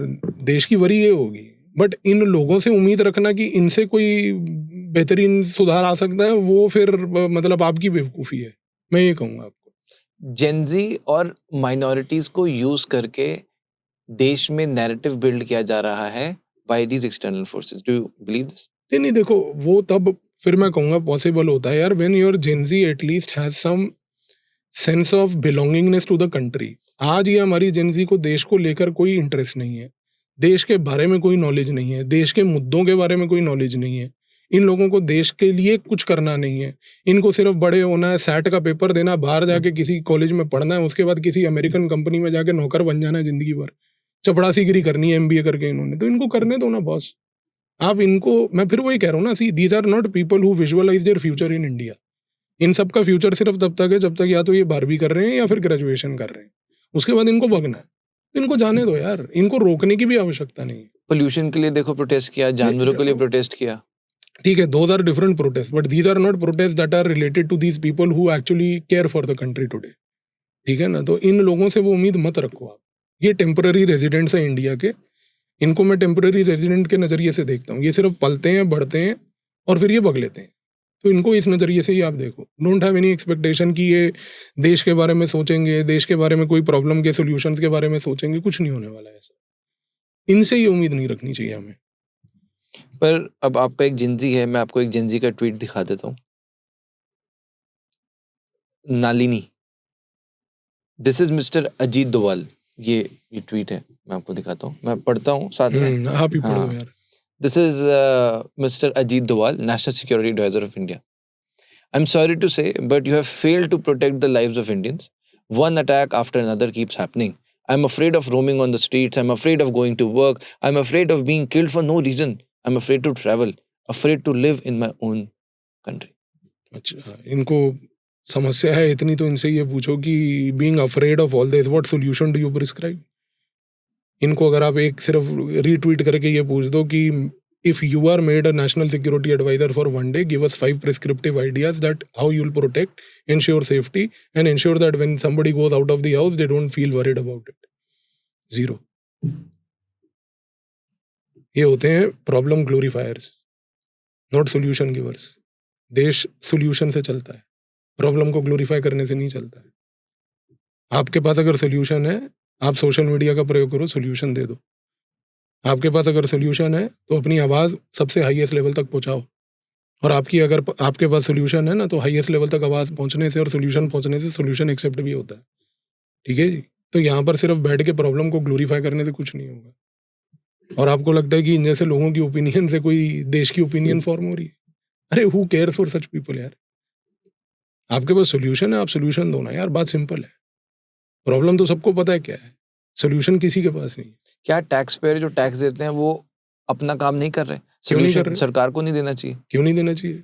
आप अगर सरकार को टैक्स नहीं दोगे और सरकार को टैक्स ना देके फिर आप ये एक्सपेक्ट करोगे कि हमें सारी सुविधाएं मिले, तो फिर तो कोई लॉजिक ही नहीं बना इस बात का। नहीं, टैक्स दे रहे हैं सरकार में, मैं कह रहा हूँ जैसे मोस्टली जो ये एक एनालॉजी में ड्रॉ कर रहा हूँ, मोस्टली जो लोग कहते हैं एक पब्लिक सेंटिमेंट में कि हम टैक्सेस दे रहे हैं सरकार को, हम अपना काम कर रहे हैं, बट अब मैं यहाँ पर रह रहा हूँ, दिल्ली की हवा देखो, यानी जो प्रॉब्लम्स हैं हम उस प्रॉब्लम्स में क्यों आए? जैसे अब राहुल गांधी जी बीच में आ जाते हैं, वोट चोरी का इल्जाम लगाते हैं, फिर सारे ही ईवीएम चलाने लग जाते हैं, तो वो एक नैरेटिव बिल्ड हो जाता है कि हम तो टैक्स दे रहे हैं, बाकी काम तो सरकार को करना है। तो सरकार क्यों इस चीज में ऐसे फेल होगी? देखो जी, सिंपल सी बात है, सरकार फेल हो गई, सरकार फेल हो रही है, कई कामों में फेल हो रही है, आप टैक्स पे कर रहे हो, is that your only responsibility? आप एक सिंपल सी बात बताओ। You know the problem in India is we focus too much on our rights. What we don't realize is that if we start focusing on our duties, we will automatically start getting our rights. Well said. ठीक है, मैं एक teacher हूँ यार, मैं आपको अपना life का एक एग्जांपल दे सकता हूँ. As a teacher it is my duty to teach my students good content. अगर मैं अपने बच्चों को गुड कंटेंट दूंगा, they will have the right to education. So my first objective is not to ask for rights but to do my duty. और ये चीज़ हमें भगवद गीता ने भी सिखाई, हर टेक्स्ट भी यही चीज़ सिखाता है, हर स्पिरिचुअल गुरु भी यही बोलता है. राइट. तो प्रॉब्लम इंडिया में ये है. और ये चीज़ ना, जब हमारी कॉन्स्टिट्यूशन बन भी रही थी, अगर आप कॉन्स्टिट्यूशन असेंबली के डिबेट्स भी कभी पढ़ो तो वहाँ पर भी ये चर्चा हो रही थी. और उस समय डॉक्टर B.R. अम्बेडकर ने ये बात बोली थी कि ये जो आप फंडामेंटल राइट्स दे रहे हो, फंडामेंटल ड्यूटीज़ दे रहे हो, यहाँ पर एक ड्यूटीज़ वर्सेस राइट्स का बैलेंस रखो. गांधी ने उस समय यही बात का एक इम्प्रिंट दिया था कि first focus more on the duties part rather than only on the rights. और ये हमने राइट्स क्यों अपनाए इतने? क्योंकि हमें उस समय एक लिबरल फ्रेमवर्क जो ग्लोबल लेवल पर चल रहा था, उसके तहत हमें इंडिया को भी उस लिबरल फ्रेमवर्क में लाना था. क्योंकि जितना भी ये लिबरल फ्रेमवर्क होता है, इसमें एक ही चीज़ होती है, you should only focus on your rights, because liberal framework is based on the individuality. You as an individual matter the most to help with the society. तो यहाँ पर यही हो रहा है. सबको ये है कि भाई मैं ये कर रहा हूँ, मेरे ये राइट्स हैं, पर मेरी कोई ड्यूटी नहीं है. मैं आपसे हमेशा यही बात करता हूँ और हर जगह भी यही बात बोलता हूँ कि as a citizen first tell me what is your duty towards the country. आपकी खुद की क्या रिस्पॉन्सिबिलिटी है कंट्री की? क्या आपकी रिस्पॉन्सिबिलिटी है कि सोशल मीडिया पे आके सुबह से रात देश को गलियाओ आप? यार फिर तो वो हम भी कर सकते हैं. मैं भी तो दिल्ली में रह रहा हूँ, मैं भी तो उसी एयर में रह रहा हूँ, मुझे भी पता है, मैं तो साइनस का मरीज भी हूँ, तो मेरे को भी वही प्रॉब्लम हो रही है ना. बट द क्वेश्चन इज कि क्या मैं सुबह से रात यही काम करूँ आके? See, when you are focusing only on this criticality part ना, आपकी ओवरऑल मेंटल साइकी, आपका ओवरऑल मेंटल फंक्शनिंग और आपकी ओवरऑल जो मेंटल हेल्थ है ना, वो भी इस प्रकार की हो जाती है. I won't be surprised if people like these end up in having divorces 2 months after their marriage and then they start putting up on the social media, you know, divorced mom, cool divorced mom. ये जो आज की date में हम चीज़ों को generalise करके एक हैशटैग बना के चिल मारते हैं ना, sir this is a serious mental health issue. This is what I am trying to tell you. बस कि ये जो जेनजी है ना, this is like a mental disease in our country, जिसको इन्होंने सो कॉल्ड कूल कल्चर बना दिया, भैया भैया वाला कल्चर बना दिया. यार तुमसे सीधी बात नहीं की जाती, तंबाकू रख के मुंह में तुम बात करते हो. पहले तो यार तुमसे कोई देश की उम्मीद रखेंगे कि तुम कोई देश में सोल्यूशन लाओगे? करेक्ट. छोड़ दो यार इन लोगों को, ये किसी लायक नहीं है इस देश के. आई थिंक सर ये एक सबसे बड़ा रीज़न था. मैं आपको पहले भी पर्सनली भी शेयर किया कि जब मैं यूके में था, जब मैं इंडिया में आया था, तब एनजीओ हमारा 2016 से चल रहा है. 2000 ये नहीं कि ये सुपर टॉक्स आया है तो अभी वीडियोस बन रही है तो I am telling about it. Initially 3-4 साल मैंने सर किसी को बताया नहीं कि एक एनजीओ चल रहा है, गरीब बच्चे पढ़ रहे हैं फ्री ऑफ कॉस्ट. मुझे ऐसा लगा यार बताने की क्या जरूरत है, Exactly. बता ही रहे हैं तो ये हमारा मतलब, I felt this is my duty towards my nation. उसके बाद मेरा इंसिडेंट ऐसा हुआ था, किसी ने मुझे, किसी बच्चे की मदर ने बोला, सर आप बच्चों को उठा के तो नहीं ले जाओगे? मतलब कंसर्न होता है. हाँ, देन आई फेल्ट अरे नहीं यार ये बात तो ठीक है. 2016 में 2019 में हमने अपना एनजीओ रजिस्टर कराया. और मतलब जो आपने बात कही कि ये फीलिंग शायद मेरे अंदर तब थी कि अगर मैं अपने देश में देख रहा हूँ कि भाई हम रेड लाइट में अक्सर देखते हैं गरीब बच्चे बेचारे हैं, what are we doing about it? मुझे ऐसा लगा मैं 1 घंटा तो पढ़ा सकता हूँ. और आज गॉड्स ग्रेस वो एक एनजीओ बन चुका है जहाँ बच्चे फ्री ऑफ कॉस्ट पढ़ रहे हैं. तो I totally get it when you say that solutions की बात करें. नहीं, बात सॉल्यूशन की भी नहीं है, मैं ये भी नहीं कह रहा यार. देखो, when there is a problem, there is a problem, we have to accept. ठीक है, issue is what is your duty first. मेरा सारा डिबेट लाइफ में हमेशा सिर्फ राइट्स वर्सेस ड्यूटीज के बीच में रहता है. कि rather than asking only about your rights, first tell me what are your duties and how well you have done your duty. Right. एक एंगल लोग दे रहे हैं अमेरिका का. जब ये हमला होता है तो जो यूएस एम्बेसी है वो कहती है इंडिया के अंदर कि ये एक टेरिबल एक्सप्लोजन था. इस्लामाबाद में हमला होता है तो यूएस एम्बेसी कहती है ये एक अटैक था. इसको कहीं ना कहीं लिंक किया जा रहा है कि रशियन प्रेसिडेंट पुतिन भारत में आ रहे हैं 5 दिसंबर को. तो ये आ रहा है कि क्या यूएस, ये तो ऑलरेडी पता ही है कि यूएस कंट्रोल कर रहा है. तो आपको लगता है कि इसमें कहीं ना कहीं नॉट जस्ट दिस, ये पर्टिकुलर हमले की बात कर रहा हूँ मैं, फ्यूचर में भी क्या आपको लग रहा है कि America in a way is trying to destabilise India? नहीं, America has always destabilised India जब तक उसके इंटरेस्ट पूरे नहीं हुए. तो अमेरिका से अगर आप ये उम्मीद रखो कि it is a natural ally और अ स्टेबल पार्टनर, तो मतलब फिर आप मूर्ख ही हो। आज यूरोप को भी ये चीज़ की रियलाइजेशन हो गई है कि बस we can't be depending upon America today. वो अपने रिलेशंस को डाइवर्सिफाई कर रहे हैं, एक जगह पर वो इंडिया को देख रहे हैं, एक जगह पर वो चाइना को देख रहे हैं, डिपेंडिंग अपॉन उनकी क्या प्रोक्लिविटी है। तो ये एक्सपेक्ट करना कि अमेरिका कोई डिपेंडेबल आपका फ्रेंड है या वो है, वो दोनों ही चीज़ें बेकार है। और मेरा मतलब हमेशा से अप्रोच, इनफैक्ट आप तो खैर अब इस चीज़ को देख के समझ ही गए होंगे कि I am one of the person who is not a very positive person on America. America तो जाना भी नहीं आपने। नहीं, मुझे क्यों जाना है ऐसे नापाक कंट्री में? मुझे लोग कहते हैं आप अमेरिका के खिलाफ इतनी बातें करते हो, वीजा नहीं वीजा मिलेगा। नहीं मिलेगा। थूक फेंकता हूँ ऐसे अमेरिका की वीजा पे। भाई मेरे को तुम फ्री में वीजा दे दो, मैं तो नहीं जाता तुम्हारी कंट्री में। जो उखाड़ना है उखाड़ लो, मैं क्यों जाऊँ तुम्हारे यहाँ पे? तुम्हारे जैसा नापाक देश, वो देश जिसने मेरे देश को थ्रेटन करने की कोशिश करी 1971 में कि हम तुम्हारे पे न्यूक्लियर वेपन दाब देंगे। अभी तुम्हारी हैसियत क्या है? क्या औकात है तुम्हारी? कुछ नहीं हो तुम। हमारे यहाँ के पढ़े लिखे एजुकेटेड लोगों को तुम यूज करके आज बने हो जो बने हो। ये हमारा दुर्भाग्य है इस देश का कि हम उन लोगों को रोक नहीं पाए। वरना अगर आज सुंदर पिचाई यहाँ होता ना, तो आज गूगल हमारे पास होता। ये तो तुम इस बात की शुक्र मनाओ कि हमारे यहाँ पर कुछ अनफॉर्चुनेट चीजें इस प्रकार की हुई कि जिसकी वजह से ये इतना मास ब्रेन ड्रेन हो गया, जिसका तुमने फायदा उठाया। वरना तुम्हारी कोई हैसियत नहीं है, कोई औकात नहीं है किसी चीज को करने की। You are a nation of criminals, immigrants and thugs, and you have just utilized them for your own welfare and your own benefit. Otherwise the people of America per se have no such IQ as such. अब यहाँ पर लोग counter करेंगे, नहीं comment में लिखेंगे, नहीं देखो इसको ये नहीं पता अमेरिका का ये बिजनेसमैन है। ठीक है, आप जो करना कर लो यार, आपको अमेरिका की दलाली करनी है करो, मैं नहीं करता। Simple as that. और मुझे अमेरिका के वीजा से कोई लेना देना नहीं है। To hell with that country. नहीं जाना ऐसे नापाक देश में। आप मेरे को नहीं चाहिए तुम्हारा वीजा और मैं तुम्हें गाली दूंगा, ये मेरा जन्मसिद्ध अधिकार है। जो उखाड़ना उखाड़ लो, मैं नहीं डरता तुम्हारे से। नापाक देश है यार। मतलब आप चीज को समझो। See there is always a country which is your friend, there is always a country which is just using you. आज हमारा अगर कोई ट्रू फ्रेंड है, हमारा ट्रू फ्रेंड है रशिया, हमारा ट्रू फ्रेंड है फ्रांस, हमारा ट्रू फ्रेंड है इसराइल, हमारा ट्रू फ्रेंड है सिंगापुर। दीज आर कंट्रीज जो यार, जापान, ये आपके साथ एक वैल्यू से जुड़ते हैं। Because these are not countries with that selfish motive कि हमें सिर्फ इसका प्रयोग करना है जब तक हमारा फायदा हो रहा है। राइट। तो अमेरिका को जो करना करे, मरे वो जाके। फिनलैंड के पीएम का एक इंटरव्यू में देख रहा था, तो उसमें ही वाज सेइंग दैट अगर इंडिया रशियन ऑयल ले भी रहा है तो वो इंडिया का डिसीजन है। बिल्कुल। इस पे काउंटर करके ट्रंप ने जब किया ये पूरा जिसमें ट्रंप ने बोला कि आप ये करो वरना मैं आप पे टैक्स लगा दूंगा, जिसके बाद भारत ने उसको कम भी किया। तो आपको लगता है कहीं से, I want to know this that as एक जियोपॉलिटिकल एक्सपर्ट के नाते, कि क्या ये एक स्ट्रेटेजिक हमारा ट्रंप के साथ हम, कि एक व्यक्ति बेवकूफ़ है तो मैं बेवकूफ़ नहीं बनूंगा, मैं समझदार बनूंगा, इसको हम ऐसा लेंगे, या हम ये बोल सकते हैं कहीं से इंडिया प्रेशर में आया?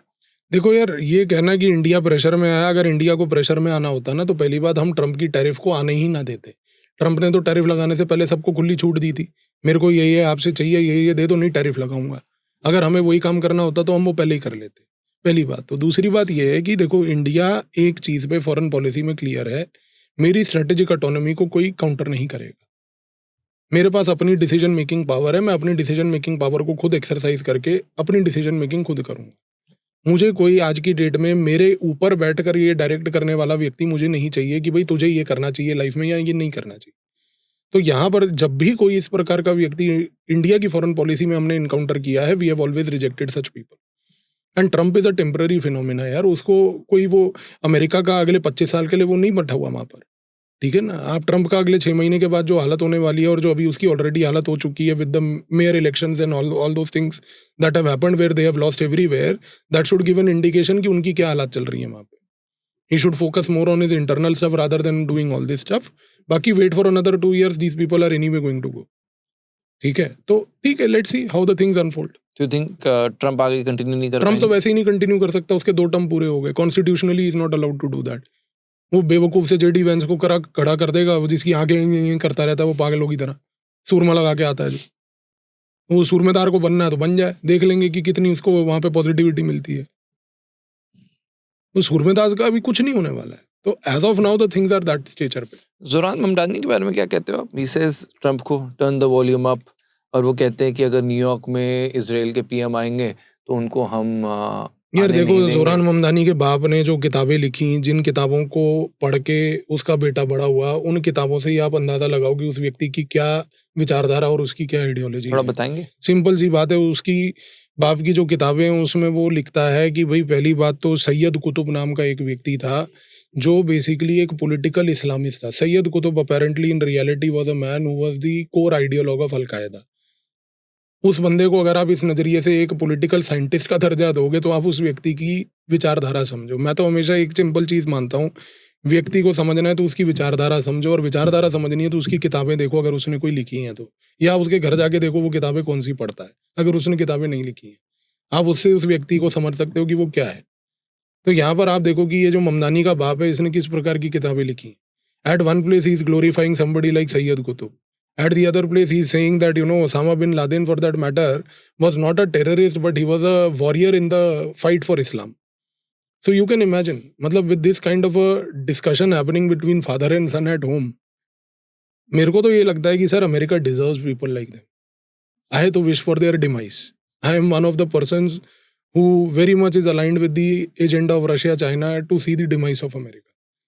तो मुझे तो लगता है कि ये सब चीज़ें जो अमेरिका हो रही हैं, अमेरिकन डिजर्व ऑल दिस।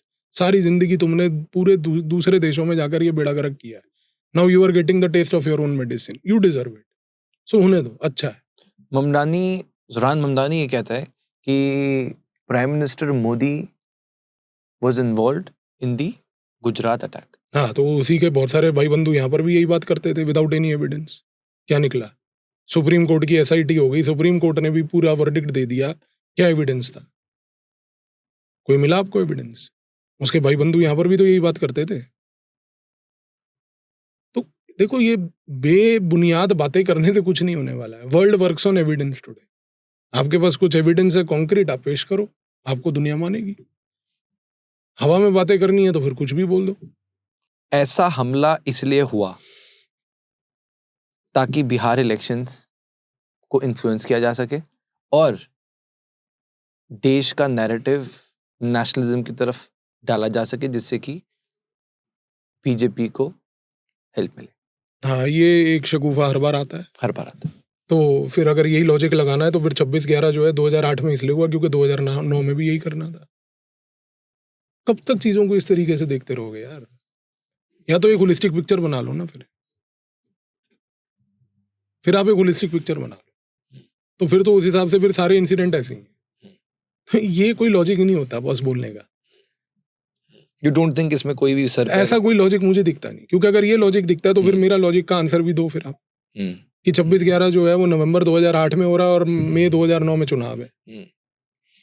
अब आप ये देखो, एक मैं आपको ग्राफ दिखा रहा हूँ, मैं स्क्रीन पे भी लगाऊंगा अभी, बिकॉज इंटरनेट पे है इसीलिए मैंने उस पर ये भी मांगा इन पे कैप्शन कमेंट करके please share the source, because मैं भी जब ये पढ़ता हूँ मैं सोचता हूँ अपने आप कोई कैसे ऐसे कुछ भी बोल सकता है। तो मैं सोर्स से जरूर ऐसा मांगने की कोशिश भी की मैंने, 2 दिन हो गया है उस बात को।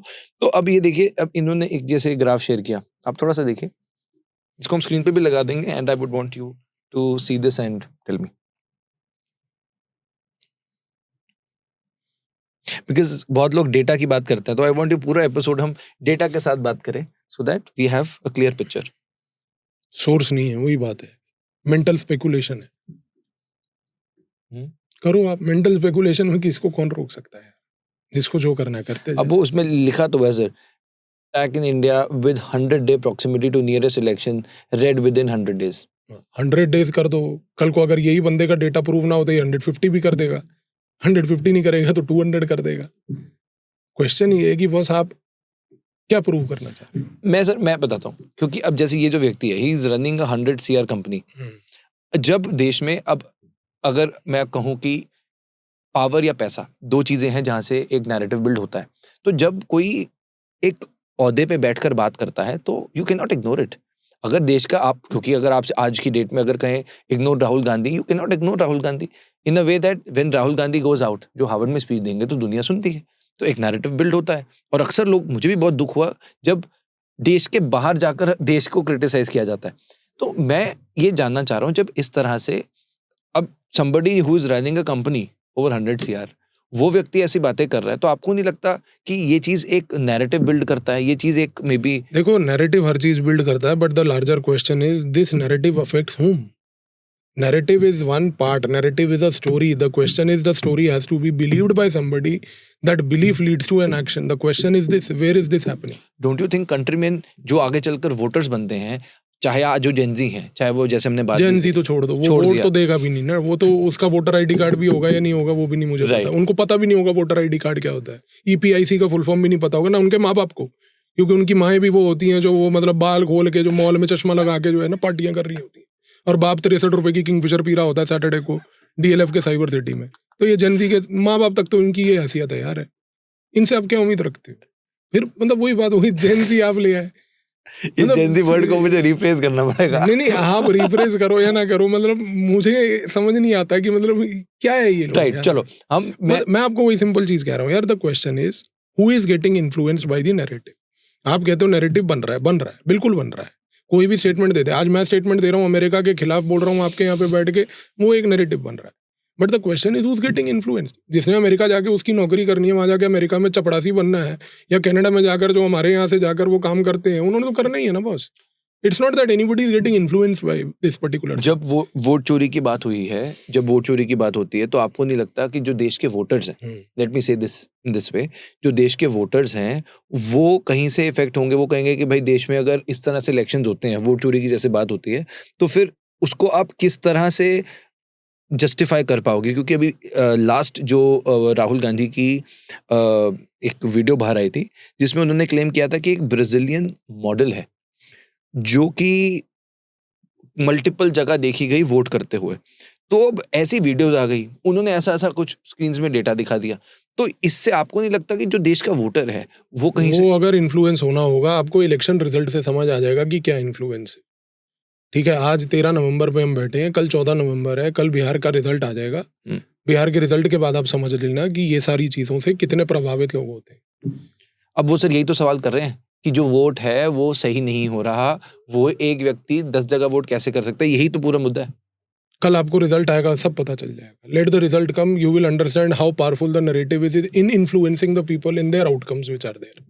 Point is not the result, the point is कि उस जो रिजल्ट का ये जो सवाल कर रहे हैं पूरे प्रोसेस पे कर रहे हैं। ठीक है, प्रोसेस पे आप कर रहे हो, तो then one thing is very clear today कि बस अगर आपको प्रोसेस से इतनी प्रॉब्लम है और अगर आपको लगता है कि प्रोसेस फेयर नहीं है, तो आप उसका काउंटर बता दो। फिर क्या है? Tell us what is the counter to it. What is the counter? है कुछ आपके पास काउंटर? आपके पास कुछ है ऑल्टरनेटिव में? आप अगर कहोगे कि जी let's go back to ballot box, the country has seen sir what happened in the ballot box period and we know why you want the ballot box back. We know it very well. क्या होगा उससे? We know, everybody knows कि sir ballot box में क्या होता था। Ask somebody in Bihar. आपके यहाँ पर कोई अगर यूपी बिहार का स्टाफ है, आप उनसे पूछना कि उनके घर पे फोन करके उनके दादा या पापा से पूछें कि बिहार में वोट जब बैलेट बॉक्स होता था तब क्या होता था। They will tell you. जो यूपी बिहार का आदमी आज सुन रहा है उसको बोलो अपने घर में अपने बड़ों से पूछे कि बैलेट बॉक्स के टाइम पे क्या होता। They will tell you. So question is boss कि ठीक है, आप अगर, फिर मैं वही कहूंगा कि आपको लग रहा है आप नैरेटिव बनाने में सक्षम हो, क्वेश्चन ये उठता है कि बस नैरेटिव से आपका आउटकम इन्फ्लुएंस किसको कर रहा है और कितना कर रहा है।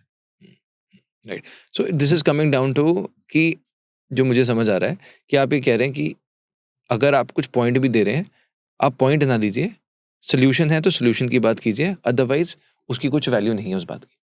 वैल्यू तब होगी जब आप एक ऑल्टरनेटिव पेश कर पाओगे। आपके पास अगर ऑल्टरनेटिव है, आप दीजिए, बिल्कुल दीजिए। Tell the people, go on the streets, we will fight for this. कर लो वो आप, कौन रोक रहा है आपको?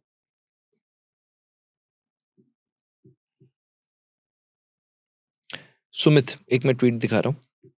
सो ऑब्वियसली मेरी कोशिश ये है सर कि हम हर बात को सामने रखें, ताकि जैसे हम जब डिस्कस भी करते हैं, हम कोशिश ये करते हैं कि हर चीज रॉ हो, ताकि कोई भी जो हम बात रखना चाहते हैं सिर्फ एक स्वीट स्पॉट में बैठ के बात ना करें, बल्कि जो काउंटर भी हो रहा है हम उसके ऊपर भी डिस्कशन करें। इसलिए मैं चीजें स्पेसिफिकली लेकर आ रहा हूं।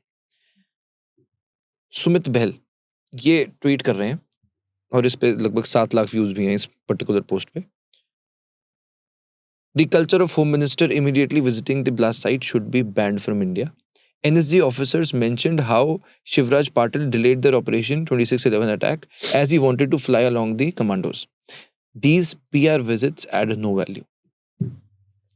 ठीक है, that could be his personal opinion. Is he a former NSG chief, IB chief, RAW chief to give that opinion? Mhm. Who is he? Does he know anything about the security apparatus? Does he know about how the NSG works, NIA works, IB works? Does he have any work experience in the security agencies to give this opinion? Or if it is just an opinion, then let it be as an opinion. ठीक है? क्या आप इसको PR मानते हैं या इसको आप जेन्युइनली कंसर्न मानते हैं? What do you think? आप एक सिंपल सी चीज देखो यार, अटैक हुआ है, it is the responsibility of the concern responsible minister to visit and see what is happening. In this case what is wrong in this? Fair. अगर home minister नहीं जाएगा तो इनको बर्नॉल चाहिए, वो जाएगा तो इनको बर्नॉल चाहिए. प्रॉब्लम ये है कि इनकी जली हुई है सुबह से रात, ये रह नहीं सकते नॉर्मल तरीके से. ठीक है ना? इनके साथ समस्या है ये. तवज्जो मत दो इनको, इतना कोई भाव नहीं देता. राइट. जो मर्जी इनको करना है करने दीजिए. इन्फॉर्मेशन एज है, डेमोक्रेटिक कंट्री है, सबके पास फ्रीडम ऑफ स्पीच है, जो मर्जी बोले यार. क्या यूएस एक हाइब्रिड वॉरफेयर लेकर आ रहा है इंडिया के खिलाफ? हमेशा लाया है, कोई पहली बार थोड़ी ला रहा है, हमेशा ही करता है. अब जैसे आर्मी चीफ भी पहले recently in past few months वो भी कह रहे थे कि अब एक बायोलॉजिकल वॉर आने वाली है, फिजिकल वॉर नहीं होगी. How do you think this is shaping our upcoming? नहीं, देखो, बायोलॉजिकल वॉर हमेशा से होगी और हमेशा से इंडिया को एक वल्नरेबल थ्रेट था. With the movement of biological weapons under the globalisation आज की डेट में उसकी प्रोपेंसिटी और बढ़ गई है. तो आने वाले समय में कल को अगर इंडिया में बायोलॉजिकल वॉर हो, जिसके बारे में प्री वार्निंग्स कई बार इशू की जा चुकी हैं, we are getting ready for that. It's not कि ये एक थ्रेट नहीं है इंडिया की सिक्योरिटी पे, ये होगा ही होगा. कमिंग ईयर्स में होगा, एनी टाइम हो सकता है. तो ये चीज रहेगी यार. सिक्योरिटी सिचुएशन, जियोपॉलिटिकल अनसर्टेनिटीज बहुत ज्यादा वोलेटाइल हैं इस मोमेंट पे. The world is changing at a very rapid space. तो वो रैपिडिटी जिस पे वो चेंज कर रहा है, किस प्रकार से थ्रेड्स अनफोल्ड करेंगे, नोबडी कैन प्रिडिक्ट टुडे. ये चीज है. और इसका काउंटर कैसे हो रहा है? काउंटर इसी तरीके से नहीं. देखो, काउंटर इज कि you have to first understand from where would these threads emerge. और जब आप ये समझोगे कि ये थ्रेड्स कहाँ से इमर्ज कर सकते हैं, तब आप काउंटर स्ट्रेटेजीज प्रिपेयर कर सकते हो. तो आज अगर हमारे पास ये एक एग्जांपल है कि भैया एक वाइट कॉलर डॉक्टर जो है, अगर वो रिसिन या अमोनियम नाइट्रेट का प्रयोग कर रहा है, so this is an indicator to the agencies. They will now simulate scenarios after this. What next after that? कल को कोई मान लीजिए इंजीनियर जो है वो रेल पटरी को ही खराब कर दे, या कल को कोई इंजीनियर जाके मान लीजिए ब्रिज को लैप्स कर दे. कश्मीर में हमने अभी एक tallest bridge in the world बनाया है, कल को उसी के अंदर कोई सैबोटाज करना हो तो वो भी हो सकता है. ठीक है? तो नाउ द क्वेश्चन इज कि agencies will use inputs to then do simulations कि if this is the data today, then what could be the probabilistic analysis in the future. तो वो होता है. तो प्रिपरेटरी स्ट्रेटेजीज उसके हिसाब से बनती है. RDX तो आता है? आता है. कहाँ से आता है? सिक्योरिटी लैब्स हुआ, आया, माना. सरकार ने भी बोला सिक्योरिटी लैब्स था. पुलवामा के टाइम पे सरकार ने माना कि पुलवामा के टाइम पे एक सिक्योरिटी लैब्स हुआ था. नॉट दैट की सरकार ने नहीं माना, दे एक्सेप्टेड इट कि yes there was a security labs. उसी के बाद बालाकोट किया गया as a retaliatory option. Right. फिर इसमें भी ये बोला जा रहा था, जो मैं आपको बता रहा था कि ये जो जहाँ भी आर्टिकल्स थे कि जो सिर्फ ये नहीं था कि जहाँ पकड़ा गया, साथ में उसके एमिनेशंस भी थी, बंदूक भी थी, और उसमें ये बताया गया कि ये चीज़ें बांग्लादेश के थ्रू आ रही हैं, नेपाल बॉर्डर को भी यूज़ किया जा रहा है. तो मेरा पूछने का सवाल ये था कि ये जो हमारी साथ की कंट्रीज़ हैं, जैसे हमारी सिक्योरिटी फोर्सेस हैं, उधर की भी तो सिक्योरिटी फोर्सेस हैं, तो क्या ऐसा हो सकता है कि बांग्लादेश या नेपाल या मे बी चाइना, कौन सी सबसे इस वक्त सेंसिटिव कंट्री है? जैसे टर्की में भी वो गए, तो क्या ये देश कहीं से इंडिया के अगेंस्ट काम कर रहे हैं? क्या ये भी ऐसा हो सकता है कि वहां से उनका कुछ? देखो, नेपाल की टेरिटरी हमेशा से प्रयोग की गई है, ये ऐतिहासिक तौर पर हुआ है. बांग्लादेश की टेरिटरी का प्रयोग हो रहा है, और पहले म्यांमार की टेरिटरी का प्रयोग होता था.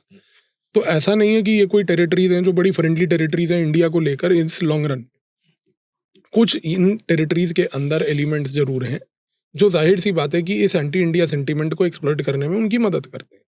और यहाँ पर अगर आप देखो तो चाहे म्यांमार हो, बांग्लादेश हो, नेपाल हो, तीनों का एक पोरस बॉर्डर है. आज अगर नेपाल और इंडिया की बात करें तो लैंड लेवल पर नेपाल इंडिया को बॉर्डर क्रॉस करने के लिए देयर आर 21 चेक पॉइंट्स. और आपको क्या लगता है कि इतनी बड़ी सीमा जो नेपाल और भारत के बीच में है, उसमें क्या सिर्फ 21 जगहों से आप बॉर्डर पार कर सकते हो? You can cross the border through any other place which is not a dedicated check point. और वहां पर बॉर्डर पिलर्स भी जो हैं कई जगह पर इस तरीके से डिजाइंड है कि आप उनको टाप के भी क्रॉस कर सकते हो. ओपन बॉर्डर है दोनों देशों के बीच. तो ये वल्नरेबिलिटी एक्सप्लॉइट होती है, ऐसा नहीं है। और अगर आप ये कहो कि नहीं पूरी सीमा पे हर 10-10 मीटर पे एक सिक्योरिटी फोर्स खड़ा करते तो वो तो होने नहीं वाला। जेनजी को भेज देते हैं वहां पे, अगर आप बोलो तो। उनको अगर इतना कंसर्न है, क्योंकि ट्वीट डालते हैं सुबह से रात कंसर्न होके देश के लिए। इनको आप बोलो जेनजी को कि यार आप एक काम करो, मैंने एक ना सजेशन दिया था कि हमारे इंडिया में ना जो पॉलिटिशियंस और सिविल सर्वेंट्स के बच्चे हैं ना, और साथ में ये जेनजी मैं आज ऐड कर देता हूँ, इनको एक मैंडेटरी कॉन्स्क्रिप्शन कराओ आप। 18 साल के बाद इनको 2 साल मैंडेटरी मिलिट्री सर्विस कराओ, उसके बाद देखो देश में क्या सॉल्विंग प्रॉब्लम होती है। आप सारे आईएएस ऑफिसर्स के बच्चे जो आज की डेट में 12वीं पास करते ही अमेरिका जाके वहां पढ़ जाते हैं ना, क्योंकि इनकी सेटिंगें होती हैं सबकी। इनको ट्रेनिंग भी बाहर से करनी होती है और फिर सेटल भी वहीं होना होता है। इनको सबसे पहले आप ये बोलो कि नहीं, तुम्हारे बच्चों को पहली बात तो मैंडेटरी सरकारी स्कूल में एडमिशन लेनी होगी, तुम्हारा बच्चा प्राइवेट में नहीं जाएगा। वरना आप एक सिविल सर्वेंट को रिक्रूट मत करो, उससे एक बॉन्ड साइन करा लो, तेरा बच्चा सरकारी स्कूल में जाएगा। फिर आप स्टैंडर्ड्स देखना पूरे इंडिया में गवर्नमेंट स्कूल्स के, एक्चुअली, ठीक है ना। तो प्रॉब्लम ये है कि यार ये चीजों के बारे में ना अगर किसी को काम करना हो ना ठोक के, तो 2 मिनट में चीजें ठीक होती हैं, और आपका एजेंडा होना चाहिए ये। फिर अब जैसे आपने बोला एलिमेंट्स तो सर हर जगह हो ही सकते हैं। मेरा जो सवाल था उसमें यही था कि क्या आपको लगता है कि गवर्नमेंट ऑफिशियल्स भी इन्वॉल्व हो सकते हैं बांग्लादेश या नेपाल या किसी और कंट्री के? नहीं, देखो, बिना बांग्लादेश के अंदर कोई गवर्नमेंट मशीनरी के इन्वॉल्वमेंट के बिना इतना बड़ा काम नहीं हो सकता। उनके साइड पे डेफिनेटली एलिमेंट्स हैं जो एडवर्सरी इंटेलिजेंस उसको एक्सप्लॉइट करती है, जिसके थ्रू ये काम होता है। तो ऐसा नहीं है कि उनकी तरफ कोई गवर्नमेंट इन्वॉल्वमेंट ना हो और गवर्नमेंट को पता ना हो और चुपके से जो है लोग जो है मछली के अंदर सामान रख के ला रहे हैं, वो नहीं होगा यहाँ पे, जाहिर सी बात है। बट आपने बांग्लादेशी स्पेसिफिकली क्यों बोला? बांग्लादेश हो, नेपाल हो, म्यांमार हो, तीनों है, तीनों है फॉर दैट मैटर, कोई एक नहीं है। ओके। अब अभी रिसेंटली शेख हसीना का भी एक इंटरव्यू हुआ था जिसमें she said Islamabad is trying to raze Sheikh Mujib from history, और जिसके बाद अभी आप देखेंगे बांग्लादेश में भी सिचुएशन बहुत सेंसिटिव है, वहाँ पर भी प्रोटेस्ट हो रहे हैं और यूनुस के खिलाफ, और आज आई थिंक वो शाम को एक नेशनल वाइड एक स्पीच भी देने वाले। What do you think about this? Bangladesh में जो इस वक्त जो इंटरिम सरकार है, क्या वो इंडिया के अगेंस्ट है? कुछ ऐसी चीजें भी पहले स्टेटमेंट्स एक्सचेंज हुई हैं। हाउ डू यू अंडरस्टैंड आपकी बांग्लादेश के? नहीं, बांग्लादेश एक सिंपल चीज यही है कि इस मोमेंट पर वो टेरिटरी डेफिनेटली एक प्रो इंडिया टेरिटरी नहीं है। तो हमारे इंटेलिजेंस के रडार से वो एक हाई वल्नरेबल टेरिटरी है जिसको वो बहुत केयरफुली ऑब्जर्व कर रहे हैं, क्योंकि वहाँ पर जिस प्रकार से इस मोमेंट पर अमेरिका का, पाकिस्तान का, चाइना का, टर्की का इंगेजमेंट है, they are all detrimental to India's interests. तो डेफिनेटली यहाँ पर एक चीज़ क्लियर है कि Bangladesh is not a pro India territory at this juncture today. But जहाँ तक इसकी बात है यूनुस की, ये मार्च तक है अगले साल, उसके बाद इलेक्शन होने वाला है वहाँ पे, ये उसके बाद बंदा खत्म हो जाएगा, ठीक है। तो उसके बाद इसकी वहाँ पर लंबे समय की कोई एंट्री है नहीं। ये चाहे वहाँ पर अपने आप को एक यंग नेता प्रमोट करके चुनाव लड़ ले और 4-5 सीटें जीत ले, बट अदरवाइज इसके बियॉन्ड उसकी कोई हैसियत नहीं है वहाँ पर। तो उसने पूरा इलेक्शन का प्रोसेस डिले इसलिए कराया था कि he wanted to tap that, कि भाई मुझे भी कुछ सीटें मिल जाएं तो मैं एक बाइपोलर पॉलिटिक्स जो वहाँ पर बांग्लादेश की है उसमें एक थर्ड फोर्स बन के वहाँ पर इमर्ज कर दूँ। शेख हसीना क्या रिटर्न करेंगी? नहीं, शेख हसीना रिटर्न करे या ना करे, दैट डिपेंड्स अपॉन कि फ्यूचर में मार्च के बाद बांग्लादेश में क्या होता है। पर शेख हसीना की जो पार्टी के कैंडिडेट्स हैं, अगर वो इंडिपेंडेंट उतरते हैं और वहां पर जो दूसरे ऑल्टरनेटिव्स आने वाले समय में खड़े होते हैं, तो then people of Bangladesh have to decide what to select. जैसे आपने बोला इस वक्त जो बांग्लादेश है वो एंटी इंडिया है, do you think Afghanistan is pro India? 100% हमेशा से ही था। अब अगर आप देखो तालिबान तरीके से, हाँ, पर तालिबान पहले पाकिस्तान के साथ नहीं था। हाँ बिल्कुल था, वो पुराना तालिबान था, ये नया तालिबान है। दोनों तालिबान अलग थे। वो मुल्ला उमर वाला तालिबान वो था जिसको पाकिस्तान ने क्रिएट किया था। ये तालिबान जो है ये ओरिजिनल अफगानी लोग हैं, ये वो वाले लोग नहीं है जो जिहाद वाले लोग थे। तो definitely there is a huge difference in the two. Future में आगे चलकर क्या है, अभी अफगानिस्तान और पाकिस्तान की सिचुएशन बहुत सेंसिटिव है, कभी अटैक होता है, कभी हर दूसरे दिन अटैक होता है। उनके मिनिस्टर्स भी बोल देते हैं कि हम अब अभी रिसेंटली के अफगान के मिनिस्टर ने भी बोला कि अब हम पाकिस्तान का रूट भी डाइवर्ट कर रहे हैं, हम बाहर से जाएंगे। तो आपको लगता है आगे चलकर एक फुल स्केल वॉर अफगानिस्तान और पाकिस्तान के बीच हो सकती है? देखो, एक full scale war Afghanistan Pakistan के बीच होना हो, इतना ज़रूर है कि ये दोनों देश अब लॉन्ग टर्म में स्टेबल नहीं रहने वाले। क्योंकि पाकिस्तान की जो उम्मीद थी कि हम तालिबान को एक क्लाइंट बनाकर उसको यूज़ कर लेंगे, वो चीज़ नहीं हो सकती। प्रॉब्लम क्या होती है ना लाइफ में यार, आप जब ऊपर जाते हो, ऊपर जाने के बाद एक स्टेज पे आ जाते हो लाइफ के, और फिर वहाँ से जब आप नीचे गिरते हो तो बड़ी मेंटल मेच्योरिटी चाहिए कि नीचे गिर के भी हम्बल रहना। पाकिस्तान के साथ वो समस्या है। कि वो ऊपर तो चली गई ये सोच के कि चलो एक पॉइंट पे अफगानिस्तान पूरी हमारी कंट्रोल्ड टेरिटरी थी, पर अब वो चीज़ को रिकनसाइल नहीं कर पा रही कि अब हम उस टेरिटरी को लूज कर बैठे। तो ये समस्या है उसके साथ। आपकी भी वीडियोस में मैंने खुद पर्सनली देखा और बहुत सारे एक कमेंट या एक सवाल लोगों का होता है, मैं चाहता हूँ आप उसको खुद पर्सनली एड्रेस करें। I want to know your point of view in this. अक्सर जब भी हम ऐसा कुछ इंसिडेंट होता है, एक बात हमेशा लोग बोलते हैं कि जो ये हमले होते हैं वो एक पर्टिकुलर कम्युनिटी से होते हैं। अब कमेंट्स में जैसे कई लोग भी लिख रहे थे बॉयकॉट दिस कम्युनिटी, मैं आज से कसम लेता हूँ कि मैं इस कम्युनिटी से आगे से कुछ नहीं लूँगा, ये। और दूसरी तरफ ये बोला जाता है कि भारत है, भारत में सबका खून शामिल है, चाहे वो डॉक्टर APJ अब्दुल कलाम हो या कोई फ्रीडम फाइटर हो, अशफाक उल्लाह खान हो। तो जब ऐसा कुछ इंसिडेंट होता है, how do you take it as a community? और एक जो स्पेसिफिकली, क्योंकि इसको अगर हम बोलें रेडिकलाइजेशन की जा रही है, एक धर्म के लोगों को एक्सट्रीमिज्म में लेकर जा रहा है, तो what do you have to say about this? यार मेरा काम बड़ा सिंपल है, मैं एक ड्यूटी कर रहा हूँ और ड्यूटी ये कर रहा हूँ कि लोगों के सामने इन्फॉर्मेशन दे रहा हूँ। इस इन्फॉर्मेशन से उनकी अंडरस्टैंडिंग बढ़ रही है, उनका एनालिसिस बढ़ रहा है। उस इन्फॉर्मेशन का वो अब्जॉर्प्शन कैसे करते हैं वो मैं उन पे छोड़ता हूँ। मैंने अपने चैनल पे 600 से अधिक वीडियो बनाए, आज तक कभी किसी से भीख नहीं मांगी कि मेरे चैनल को सब्सक्राइब करो, मेरा वीडियो पूरा देखो, वीडियो को लाइक करो। आपको देखना है देखो, नहीं देखना मत देखो, लाइक नहीं करना मत करो, डिसलाइक करना है करो, चैनल को सब्सक्राइब करना है करो, नहीं करना मत करो। मैं इन चीज़ों में नहीं पड़ता। मेरा ऑब्जेक्टिव क्लियर है बॉस, मैं यहाँ पर इन्फॉर्मेशन प्रोवाइड कर रहा हूँ। मैं कोई अपने आप को एक्सपर्ट नहीं मानता। मैं पढ़ता हूँ, पढ़ के कुछ समझता हूँ, वो दुनिया के सामने शेयर करता हूँ। शेयर करने के बाद जिसको जितना अब्जॉर्प्शन करना है उसको वो अब्जॉर्ब करे। अगर उसको अब्जॉर्प्शन करने से कोई फ़ायदा मिलता है, ठीक है। उसको लगता है कि मेरा व्यू बायस्ड है, ठीक है। आपको लगता है कि मैं किसी का एजेंडा चला रहा हूँ, आपके हिसाब से आपकी भी वो राय ठीक है। आपको जो नज़रिया रखना है रखो।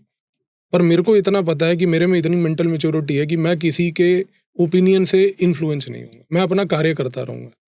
मेरा कार्य सिर्फ ये है कि यहाँ पर मैं कम से कम वो छपरीगिरी नहीं कर रहा खड़े होके कि मैं खाने के अंदर एक वीडियो बना रहा हूँ या कोई मटक मटक के सड़कों पे जो है नौटंकी कर रहा हूँ।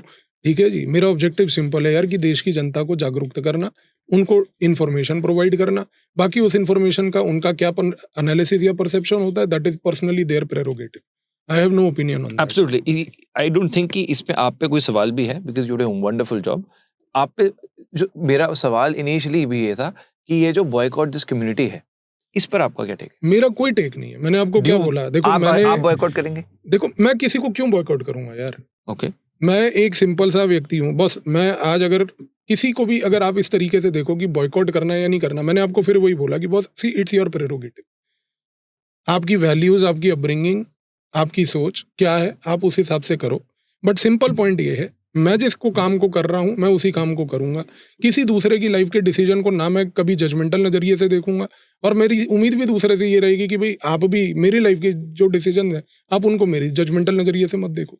आपको लगता है कि लोग अक्सर राष्ट्रीय सेवक संघ को एक यूजली लोग एक जो दूसरी तरफ से नैरेटिव आता है कि RSS एक ऑर्गेनाइजेशन है जो कि देश को गलत कर रही है, एक लोग ये वर्ड भी यूज करते हैं यार RSS एक के। बड़ा अनफॉर्चुनेट पॉइंट ये है कि यहाँ पे ये लोग ये कहते हैं कि आरएसएस देश में मनुस्मृति लाना चाहती है और मनुस्मृति का राज लाना चाहती है। आप ये चीज़ मुझे बताओ कि you are a practising Hindu and I don't know if you are a Brahmin, I believe you are a Brahmin, right? ये चीज़ पूछनी नहीं चाहिए, बट आप अगर ब्राह्मण हो, आपके घर में क्या मनुस्मृति पढ़ी है? यार आपके घर में भगवत गीता होगी या कोई दूसरा टेक्स्ट होगा, या शायद नहीं भी होगा, that's your personal thing, right. My question here is, कितने हिंदुओं के घर में पहली बात तो ये बताओ कि मनुस्मृति पढ़ी है? किसी के नहीं, ठीक है। एक ग्लोबल लेवल का नैरेटिव जो चला था, जो डोमेस्टिक लेवल पर कुछ लोग चलाते हैं, वो ये है कि of associating Hinduism with today Manusmriti. उसका रीजन ये है कि they want to associate Hinduism, make Hinduism similar to one Abrahamic religion, that Hinduism is equal to one book like other religions is equal to one book. That is where the problem lies. Hinduism एक सनातन धर्म, एक एब्राहिमिक religion नहीं है। इन लोगों की लाख कोशिशों के बाद, ब्रिटिशों की करोड़ कोशिशों के बाद भी ये एजेंडा नहीं चल पाया, नहीं चलेगा। तो ये जो आपका नैरेटिव कि भाई आरएसएस देश में मनुस्मृति लाना चाहती है, मनुस्मृति का राज लाना चाहती है, संविधान फेंक देंगे, मनुस्मृति आ जाएगी, मनुस्मृति से ब्राह्मण जो है वो एक्सप्लॉइट करेगा। आप ब्राह्मण हो, आप एक्सप्लॉइट करते हो किसी को इस तरीके से मनुस्मृति के बेसिस पे? कौन करता है यार? आई डोंट थिंक आजकल कोई सोचता भी होगा। मतलब आपके ऑफिस में जितनी डाइवर्सिटी स्टाफ में है यहाँ पर, जिसमें एक मुस्लिम भी है, एक हिंदू भी है, एक जो भी है, ये सनातन का एसेंस है boss. This is the diversity that Sanatan believes in. Sanatan ये चीज़ों के अंदर बिलीव नहीं करता जो एक इस प्रकार के थॉट प्रोसेस में चीज़ें आती हैं। तो ये जो एजेंडा है ना बॉस, ये एजेंडा आज का नहीं, ये बड़ा पुराना है। ये ब्रिटिश टाइम से एजेंडा चल रहा था कि लेट्स क्रिएट सनातन धर्म और Hinduism and put it on the part of Abrahamic religions, कि किसी तरीके से सनातन धर्म को जोड़ो एक टेक्स्ट से कि सनातन का ये टेक्स्ट है। वर्ल्ड में ये नैरेटिव होगी, means Hindu is equal to Manusmriti. British नहीं कर पाए यार सारे साधनों के बाद, तो ये जो ब्रिटिश की फौलादें यहाँ घूम रही हैं ये क्या कर लेंगी? इनकी कोई हैसियत नहीं है। और आज पूरी देश की जनता ये बात समझ चुकी है बस, क्योंकि प्रॉब्लम फिर वही है कि people do not have this availability of information कि ये जो एजेंडा यहाँ पर चल रहा है इन लोगों का, ये एक ग्लोबल एजेंडा का एक माइक्रो एजेंडा इंडिया में। तो ये जो इनका अटेम्प्ट है पूरा आरएसएस को ये ब्लेम कर देना, ठीक है, आपकी एक विचारधारा की लड़ाई है यार, आप विचारधारा की लड़ाई लड़ो, आप एक पॉलिटिकल ऑल्टरनेटिव की लड़ाई लड़ो, पर आप उसमें धर्म को बीच में क्यों ला रहे हो? Sure. और अगर आप धर्म को बीच में ला रहे हो तो फिर आप धर्म के किसी टेक्स्ट को बीच में क्यों ला रहे हो? आप चीज को समझो, मनुस्मृति एक धर्मशास्त्र है। तो क्वेश्चन यहाँ पर यही उठता है कि जब एक सनातन का एसेंस ये कहता है कि there is no one text that a Sanatani can follow, सनातन का पूरा एसेंस ये है कि बस there is a diversity of views. आपको जो रिलीजन के अंदर जो टेक्स्ट फॉलो करना है, जिस भगवान को मानना है, जिस भगवान को जिस नजरिए से मानना है, वो आपका चॉइस है। Sure. मैं कह रहा हूँ कि इससे ज्यादा डाइवर्सिटी आपको कहाँ मिलेगी? Right. ये चीज जब तक लोग समझेंगे नहीं ना कि there is an false attribution of branding Sanatan with Manusmriti today, तब तक आप इन लोगों को डिफीट नहीं कर पाओगे, जब तक आप समझोगे नहीं कि ये लोग आज आपके ऊपर असॉल्ट नहीं, आपके रिलीजन, आपके कल्चर, आपकी आइडेंटिटी को टारगेट कर रहे हैं। इस रीजन से समझना है कि इनकी लड़ाई कोई राजनीतिक लड़ाई विचारधारा की नहीं है, ये कल्चरल लेवल पर एकजुट होने की लड़ाई है, एक आइडेंटिटी की लड़ाई है जो आपको लड़नी है। तो ठीक है, इन लोगों को जो करना है करने दो यार, जिस भी को जो करना है करने दो, ठीक है। आप पॉलिटिकल काउंटर नहीं कर पा रहे हो, that's your weakness today. Because हमने सिक्योरिटी एजेंसीज की बात की है एंड आई थिंक भी हमने एक डिटेल डिस्कशन आज बहुत से मुद्दों पे करी, क्योंकि उसमें आपकी एक्सपर्टीज भी है। तो आई वांट यू कि आप वो प्रधानमंत्री के साथ जो हुआ था वो एक बार ज़रूर शेयर करें। मैंने अलग अलग नैरेटिव्स भी लिए हैं, और जब प्रधानमंत्री की वो वीडियो आई, जब मोदी जी ने कहा कि ताली इसलिए बजा रहे हो कि वापस लौट गया या इसलिए बजा, तो वहां पर कहीं ना कहीं काफी लोगों के दिल में वो बात लगी कि क्या ये कोई अटेम्प्ट था? देखो, अटेम्प्ट हुआ या नहीं हुआ is a classified story, and वो हो सकता है होपफुली आने वाले समय में डिक्लासिफाई एक ना एक दिन डेफिनेटली होगी। But the question here is, अगर ऐसा अटेम्प्ट हुआ है तो we should not be very surprised about it, because America has had this policy always. क्योंकि अमेरिका का हमेशा से एजेंडा ये रहा है कि कोई ऐसा हेड ऑफ द स्टेट जो मेरे इंटरेस्ट और हितों में मेरे साथ अट्यून्ड नहीं है और मेरे लिए एक इरिटेंट है, तो I will not tolerate such a person for a long period of time.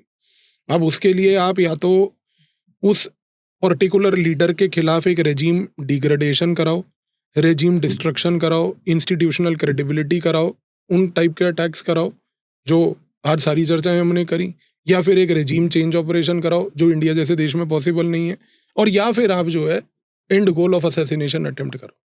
तो मैं इस इंसिडेंट को कोई आइसोलेटेड इंसिडेंट नहीं, बल्कि एक 2014 से ही चलती हुई चेन देख रहा हूँ।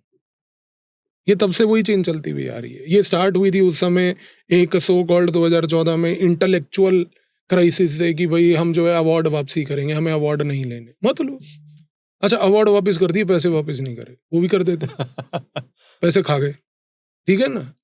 तो anyway, this is a thing that has been going on since then, it's just maturing in different phases. Right, उसके डॉट्स कैसे कनेक्ट हो गए? अगर थोड़ा सा आप उसको ये वहीं से चलता हुआ आ रहा है यार। देखो प्रॉब्लम क्या है ना कि some people were unable to digest that how can somebody get a thumping majority। Right, नहीं मोदी दूसरा सबसे बड़ा क्वेश्चन ये उठ जाता है कि देखो the pet project of the BJP since 2014 has been unification of the Hindu society. अब ये unification of Hindu society, which is a political ideology of the BJP, is not the political ideology of opponents of BJP. Obviously. Because उनके opponents ने क्या करा है कि they have always atomized the Hindu society. Atomize का मतलब होता है कि अलग अलग धाराओं में, अलग अलग वर्गों में, अलग अलग जातियों में, अलग अलग जातियों के साथ साथ अलग अलग कास्ट ग्रुप्स में आप इतना बांट दो उनको कि वो आपस में एक दूसरे से लड़ते ना और यूनिफाई ना हो. तो their issue was atomization of Hindu society versus unification of Hindu society. आज इंडिया में ये दो विचारधाराओं की लड़ाई है. One which is atomization, complete breakdown of the Hindu society, and the alternate which is complete unification of the Hindu society. So these are the two things which are happening today. Right. This is ये वजह जरूर समझ आई. जो आपने अपना analysis दिया था वो आपने किन किन इवेंट्स को कनेक्ट करके दिया? नहीं, इवेंट्स वहां पर बहुत सारे ऐसे हुए जो पॉइंटर्स थे. जैसे कि एक अमेरिका का व्यक्ति एक टिपिकल कवर वीजा पे बांग्लादेश आता है, कुछ मैप्स इंडिया के मिलते हैं, नॉर्थ ईस्ट में डिस्टेबलाइजेशन चल रही है, स्टारलिंक के डिवाइसेस उसके पास मिलते हैं, स्टारलिंक को आज की डेट में मणिपुर में इलीगली प्रयोग किया जा रहा है, सुबह से रात कुछ लोग यहाँ पे मणिपुर मणिपुर मणिपुर मणिपुर करते रहते हैं. तो ये सारी इवेंट्स कनेक्टेड थे यार. बट अब वही बात है कि the connection eventually leading to what is something which is still not known to us. But with the larger pattern emerging from 2014, we can definitely connect and think, yes, this Might could have be. been probably the, yes. उसमें कहीं पर ये भी था कि Putin की involvement थी उसमें. देखो, Putin is one such person who has been very clear on the fact कि उसके ऊपर बड़े असैसिनेशन अटेम्प्ट CIA ने करने की कोशिश की है. He has himself been a victim. So he can definitely share the best expertise which is possible today, that you know these people can try on anybody today. जी. तो ऐसी बात नहीं है कि पुतिन ने ये बात नहीं बताई होगी. तो that could be a possibility very much, because he has been a victim since 2022 of what the Americans have been desperately trying in Russia. तो ये चीज है, डेफिनेट है. तो जो SCO समिट में हमने देखा था कि वो उनकी गाड़ी में गए थे, तो क्या हो सकता है कि हो सकता है.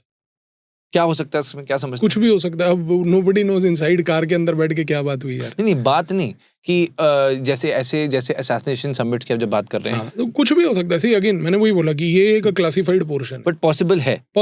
मतलब जो मैंने आपको बताया ना, 14 से जो इवेंट्स चल रहे थे, वो जिस तरीके से इनिशिएट हुए, फिर मैच्योर होने के बाद वो ग्रेजुअली जिस तरीके से सोसाइटी में परकोलेट हुए और आज हो रहे हैं, they are all pointing out to that. Because you are in Delhi, इसलिए मैं बात पूछना चाह रहा हूँ. हम दिल्ली में चेंबर है, मुझे जो भी लोग फोन कर रहे हैं, भाई दिल्ली में क्यों हो, आपको लगता है कि दिल्ली की मुख्यमंत्री इस वक्त काम कर रही है अच्छे से?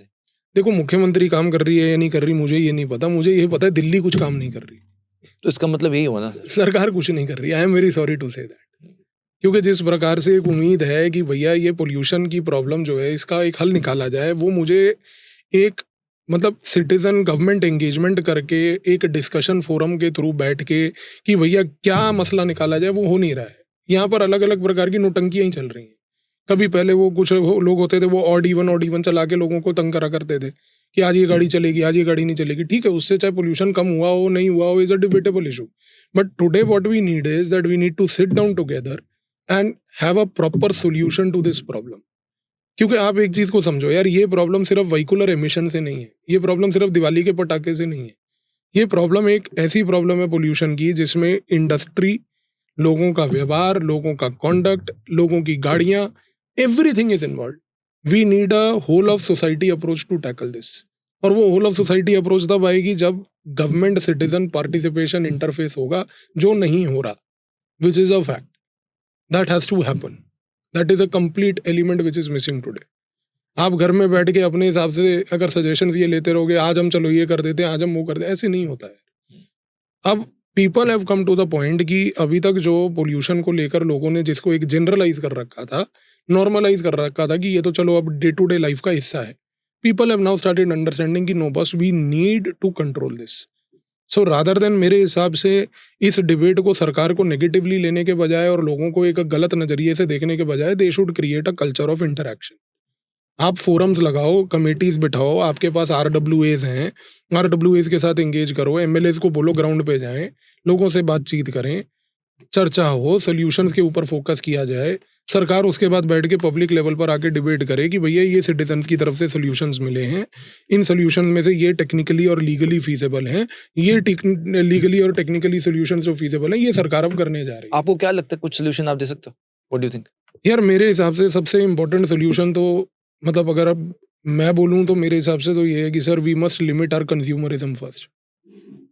कंज्यूमरिज्म का मतलब ये है कि यार एक घर में 2 व्यक्ति रहते हैं और 4 गाड़ियां हैं आपके पास। ठीक है यार, आपके पास पैसा होगा, अच्छी बात है, आप पैसा खर्चो, पर आप उसका ये भी तो इम्पैक्ट देखो कि बॉस क्या हो रहा है लाइफ में। तो ये स्टार्ट होता है कंज्यूमरिज्म से। मैं सिर्फ गाड़ी की बात नहीं कर रहा, मैं एक जनरल कंज्यूमरिज्म की बात कर रहा हूँ। Everything that you are consuming today is causing something or the other in the form of a damage to the environment. तो यहाँ पर अगर आप कंज्यूमरिज्म पे फोकस थोड़ा सा करते हो, अपनी कंज्यूमरिस्ट टेंडेंसीज को थोड़ा सा कंट्रोल करते हो, I believe a lot of change can happen. मैं इसी चक्कर में, आप मानेंगे सर, मैं अपने घर से इतने देर से गाड़ी नहीं लेकर आ रहा। यार आपके पास गाड़ी है, मेरे पास तो कार ही नहीं है 13 साल से। हाँ, अच्छा, मैंने आज तक कार खरीदी ही नहीं। हाँ, भगवान की दया से पैसा है, लेकिन मैंने फिर भी पैसे को बैंक में रखा। मैंने कहा मैं कार नहीं खरीदी। बट आई थिंक सर ये कॉन्शियसली ये अवेयरनेस हुई नहीं, इसमें। ये एक कॉन्शियस अवेयरनेस, पैसे की बात नहीं है। हाँ। बात ये है कि यार मैं कार लूंगा, मुझे ट्रैफिक में चलानी पड़ेगी, मैं इकलौता हूँ, अकेला चलाऊंगा, कोई लॉजिक नहीं है कि 3 जगह है, 3 सीटें खाली पड़ी रहेंगी। आज मैं ऑटो ले लेता हूँ, आज मैं जो है या तो अगर कभी मेट्रो की आवश्यकता हुई वो भी ले लेता हूँ, और कभी ज्यादा जरूरत हुई तो चलो टैक्सी ले ली। सर यही हम बाहर जाते हैं तो ये हम आम खुद करते हैं। मेट्रो ले लेते हैं ना यार, ट्यूब बोल देते हैं, थोड़े वर्ड्स अच्छे लगते हैं। हाँ, वो अच्छा लगता है ना। यार दिल्ली की मेट्रो वर्ल्ड क्लास मेट्रो है सर, सब कुछ अच्छा, सबसे बेस्ट मेट्रो है। मतलब इससे बेहतरीन मेट्रो मुझे नहीं लगता कि किसी और स्टेट में भी होगी। खैर मैंने किसी दूसरे स्टेट की ट्रैवल नहीं करा, बट दिल्ली की मेट्रो में जितना मैंने ट्रैवल करा, आई कैन गारंटेडली से। यहाँ पर अब देखो ना, सरकार को यही करना है कि आप दिल्ली मेट्रो का अपटेक बढ़ाओ। कैसे बढ़ाओ? फीडर बस सेवा। करेक्ट। अब आप सबसे बड़ा चैलेंज क्या है? अब मुझे नहीं पता कि आपके यहाँ से नियरेस्ट मेट्रो स्टेशन कितना दूर है, लेकिन आपका ये जो ब्लॉक है, इस ब्लॉक में अगर एक हर आधे घंटे में एक फीडर बस चल जाए CNG वाली, that can ease out a lot of traffic यार। तो मैं वही कह रहा हूँ कि सरकार को ना ये थोड़ी छोटी छोटी चीजों पे काम करने की आवश्यकता। और सर इसमें अगर मुझे ऐसा लगता है पब्लिक ट्रांसपोर्ट में अगर ये हाइजीन को देख लें और थोड़ा सा कंडक्ट बस का अच्छा कर लें तो आम लोग भी यार देखो, बात हाइजीन की नहीं है, बात ये है कि अगर आप दिल्ली मेट्रो में जाओगे, दिल्ली मेट्रो हाइजीनिक नहीं है। मैं बसेस की बात कर रहा हूं। मैं वही कह रहा हूँ ना, वही आदमी जो दिल्ली मेट्रो में बैठ रहा है वही आदमी बस में भी बैठ रहा है ना। ये सिर्फ डेटरेंस है दिल्ली मेट्रो का कि वहां पर आपको बोला हुआ है कि भाई साहब CCTV की निगरानी है, 200 रुपए पनिशमेंट होगी। राइट। ये चीज अगर आप बस में कर दो तो होगा। इंडियन ऐसे लोग हैं जो सिर्फ मार खा के सीखते हैं, उनको सिर्फ पनिशमेंट ही सिखा सकती है। हमारे अंदर वो इननेट बिहेवियर नहीं है अच्छे रहने का। तो हमारे को अगर पनिशमेंट सिखा सकती है तो let's use that as a tool. क्या फर्क पड़ रहा है? बिहेवियर उसी से निकलेगा अच्छा। मेट्रो में तो साफ रखते हैं। अब तंबाकू पीक खा रहे हो आप, एयरपोर्ट पे तो नहीं फेंकते ना, पर रेलवे स्टेशन पे जरूर फेंकते हो क्योंकि वहां डेटरेंस नहीं है आपका। तो somewhere or the other we have to understand कि what works, what doesn't work, and then let's apply it there. आप स्टेशनों पे CCTV लगा दो, स्टेशनों पे ये अनाउंसमेंट कर दो, पीक फेंकने वाले को पकड़ लिया जाएगा, गंदा करने वाले को पकड़ लिया जाएगा, किसी ने भी कूड़ा मचाया पकड़ लिया जाएगा, 10-20 हज़ार लोगों को पनिशमेंट दो, things will improve. My question is again the same boss. अब यहाँ पर हम सोल्यूशन की बात कर रहे हैं, लेकिन यहाँ पर आपको मिल जाएंगे जो जी जाके स्टेशन की फोटो डाल के फिर ट्विटर पे डालेंगे, देखो जी इंडिया के स्टेशन पे टट्टी पड़ी हुई है। अरे यार भाई कुछ सोल्यूशन की भी चर्चा कर ले। अच्छा, उसमें मुझे दुख क्या होता है, पूरे देश को जज कर लेते। इंडिया, आप देख रहे हो इस स्टेशन में ये है, ये इशू है, इसको ठीक करो। ये आप देखो वर्ड्स भी देखना कितना सिलेक्टिव होते हैं लोगों के। भारत में देखो क्या पूरा देश ही खराब हो गया आपके हिसाब से। हैं, मैं आपको वही कह रहा हूँ ना कि इन लोगों को इतना इंपॉर्टेंस मत दो। राइट। क्योंकि ये जो ट्विटर पे एक ये इनके लिए मैंने एक शब्द कॉइन किया हुआ है, they are basically called digital पत्थरबाज। जैसे कश्मीर में वो 500 रुपए लेके ISI के बिहाफ पे लश्कर के वो जिहादी पत्थर मारते थे ना वहाँ के, जिनको पकड़ के आर्मी ने सीधा कर दिया था फिर 2014 से, ये डिजिटल पत्थरबाज जी। तो इनका भी काम वही है, ये डिजिटल पत्थरबाजी करते हैं सुबह से रात तक। राइट। इनका और कोई एजेंडा नहीं है लाइफ में। ठीक है, इनको करने दो। राइट, कोई फर्क नहीं पड़ता। वंडरफुल, थैंक यू जी। एज ऑलवेज जब भी बात होती है, अब तो मुझे ऐसा लगता है, अब जब आप आज आए थे मुझे लग ही नहीं रहा था कि आज मैं किसी गेस्ट से मिल रहा हूँ। नहीं, बिल्कुल है जी। बड़ा नॉर्मलाइज हो गया। And as always I think जो आपकी नॉलेज है and the way you are working for the country, और वो सिर्फ आपकी नॉलेज मुझे लगता है सिर्फ लोग दे सकते हैं, डेटा भी पढ़ के कोई बता सकता है, बट योर एक्सपीरियंस एंड जो आपके अंदर वो इंटेंशन है for the nation, I think it's so beautiful. यार वो सबके लिए होनी चाहिए मेरे हिसाब से। आई मीन बट सबके पास नहीं है। नहीं है तो देन हमारा काम है as people today to you know and at least you are doing it. and you're putting that conscious effort. अब ठीक है, we can continue to do our duty. Absolutely, love that. Thank you for doing that. Thank you जी. जय Hind sir, thank you. Thank you. आज का पूरा show देखने के लिए दिल से शुक्रिया. एपिसोड कैसा था मुझे कमेंट सेक्शन में जरूर बताइएगा. चैनल को सब्सक्राइब भी अवश्य करें क्योंकि सुपर टॉक्स एक मूवमेंट है जो हमारे देश का भविष्य उज्जवल बना रहा है. जय हिंद.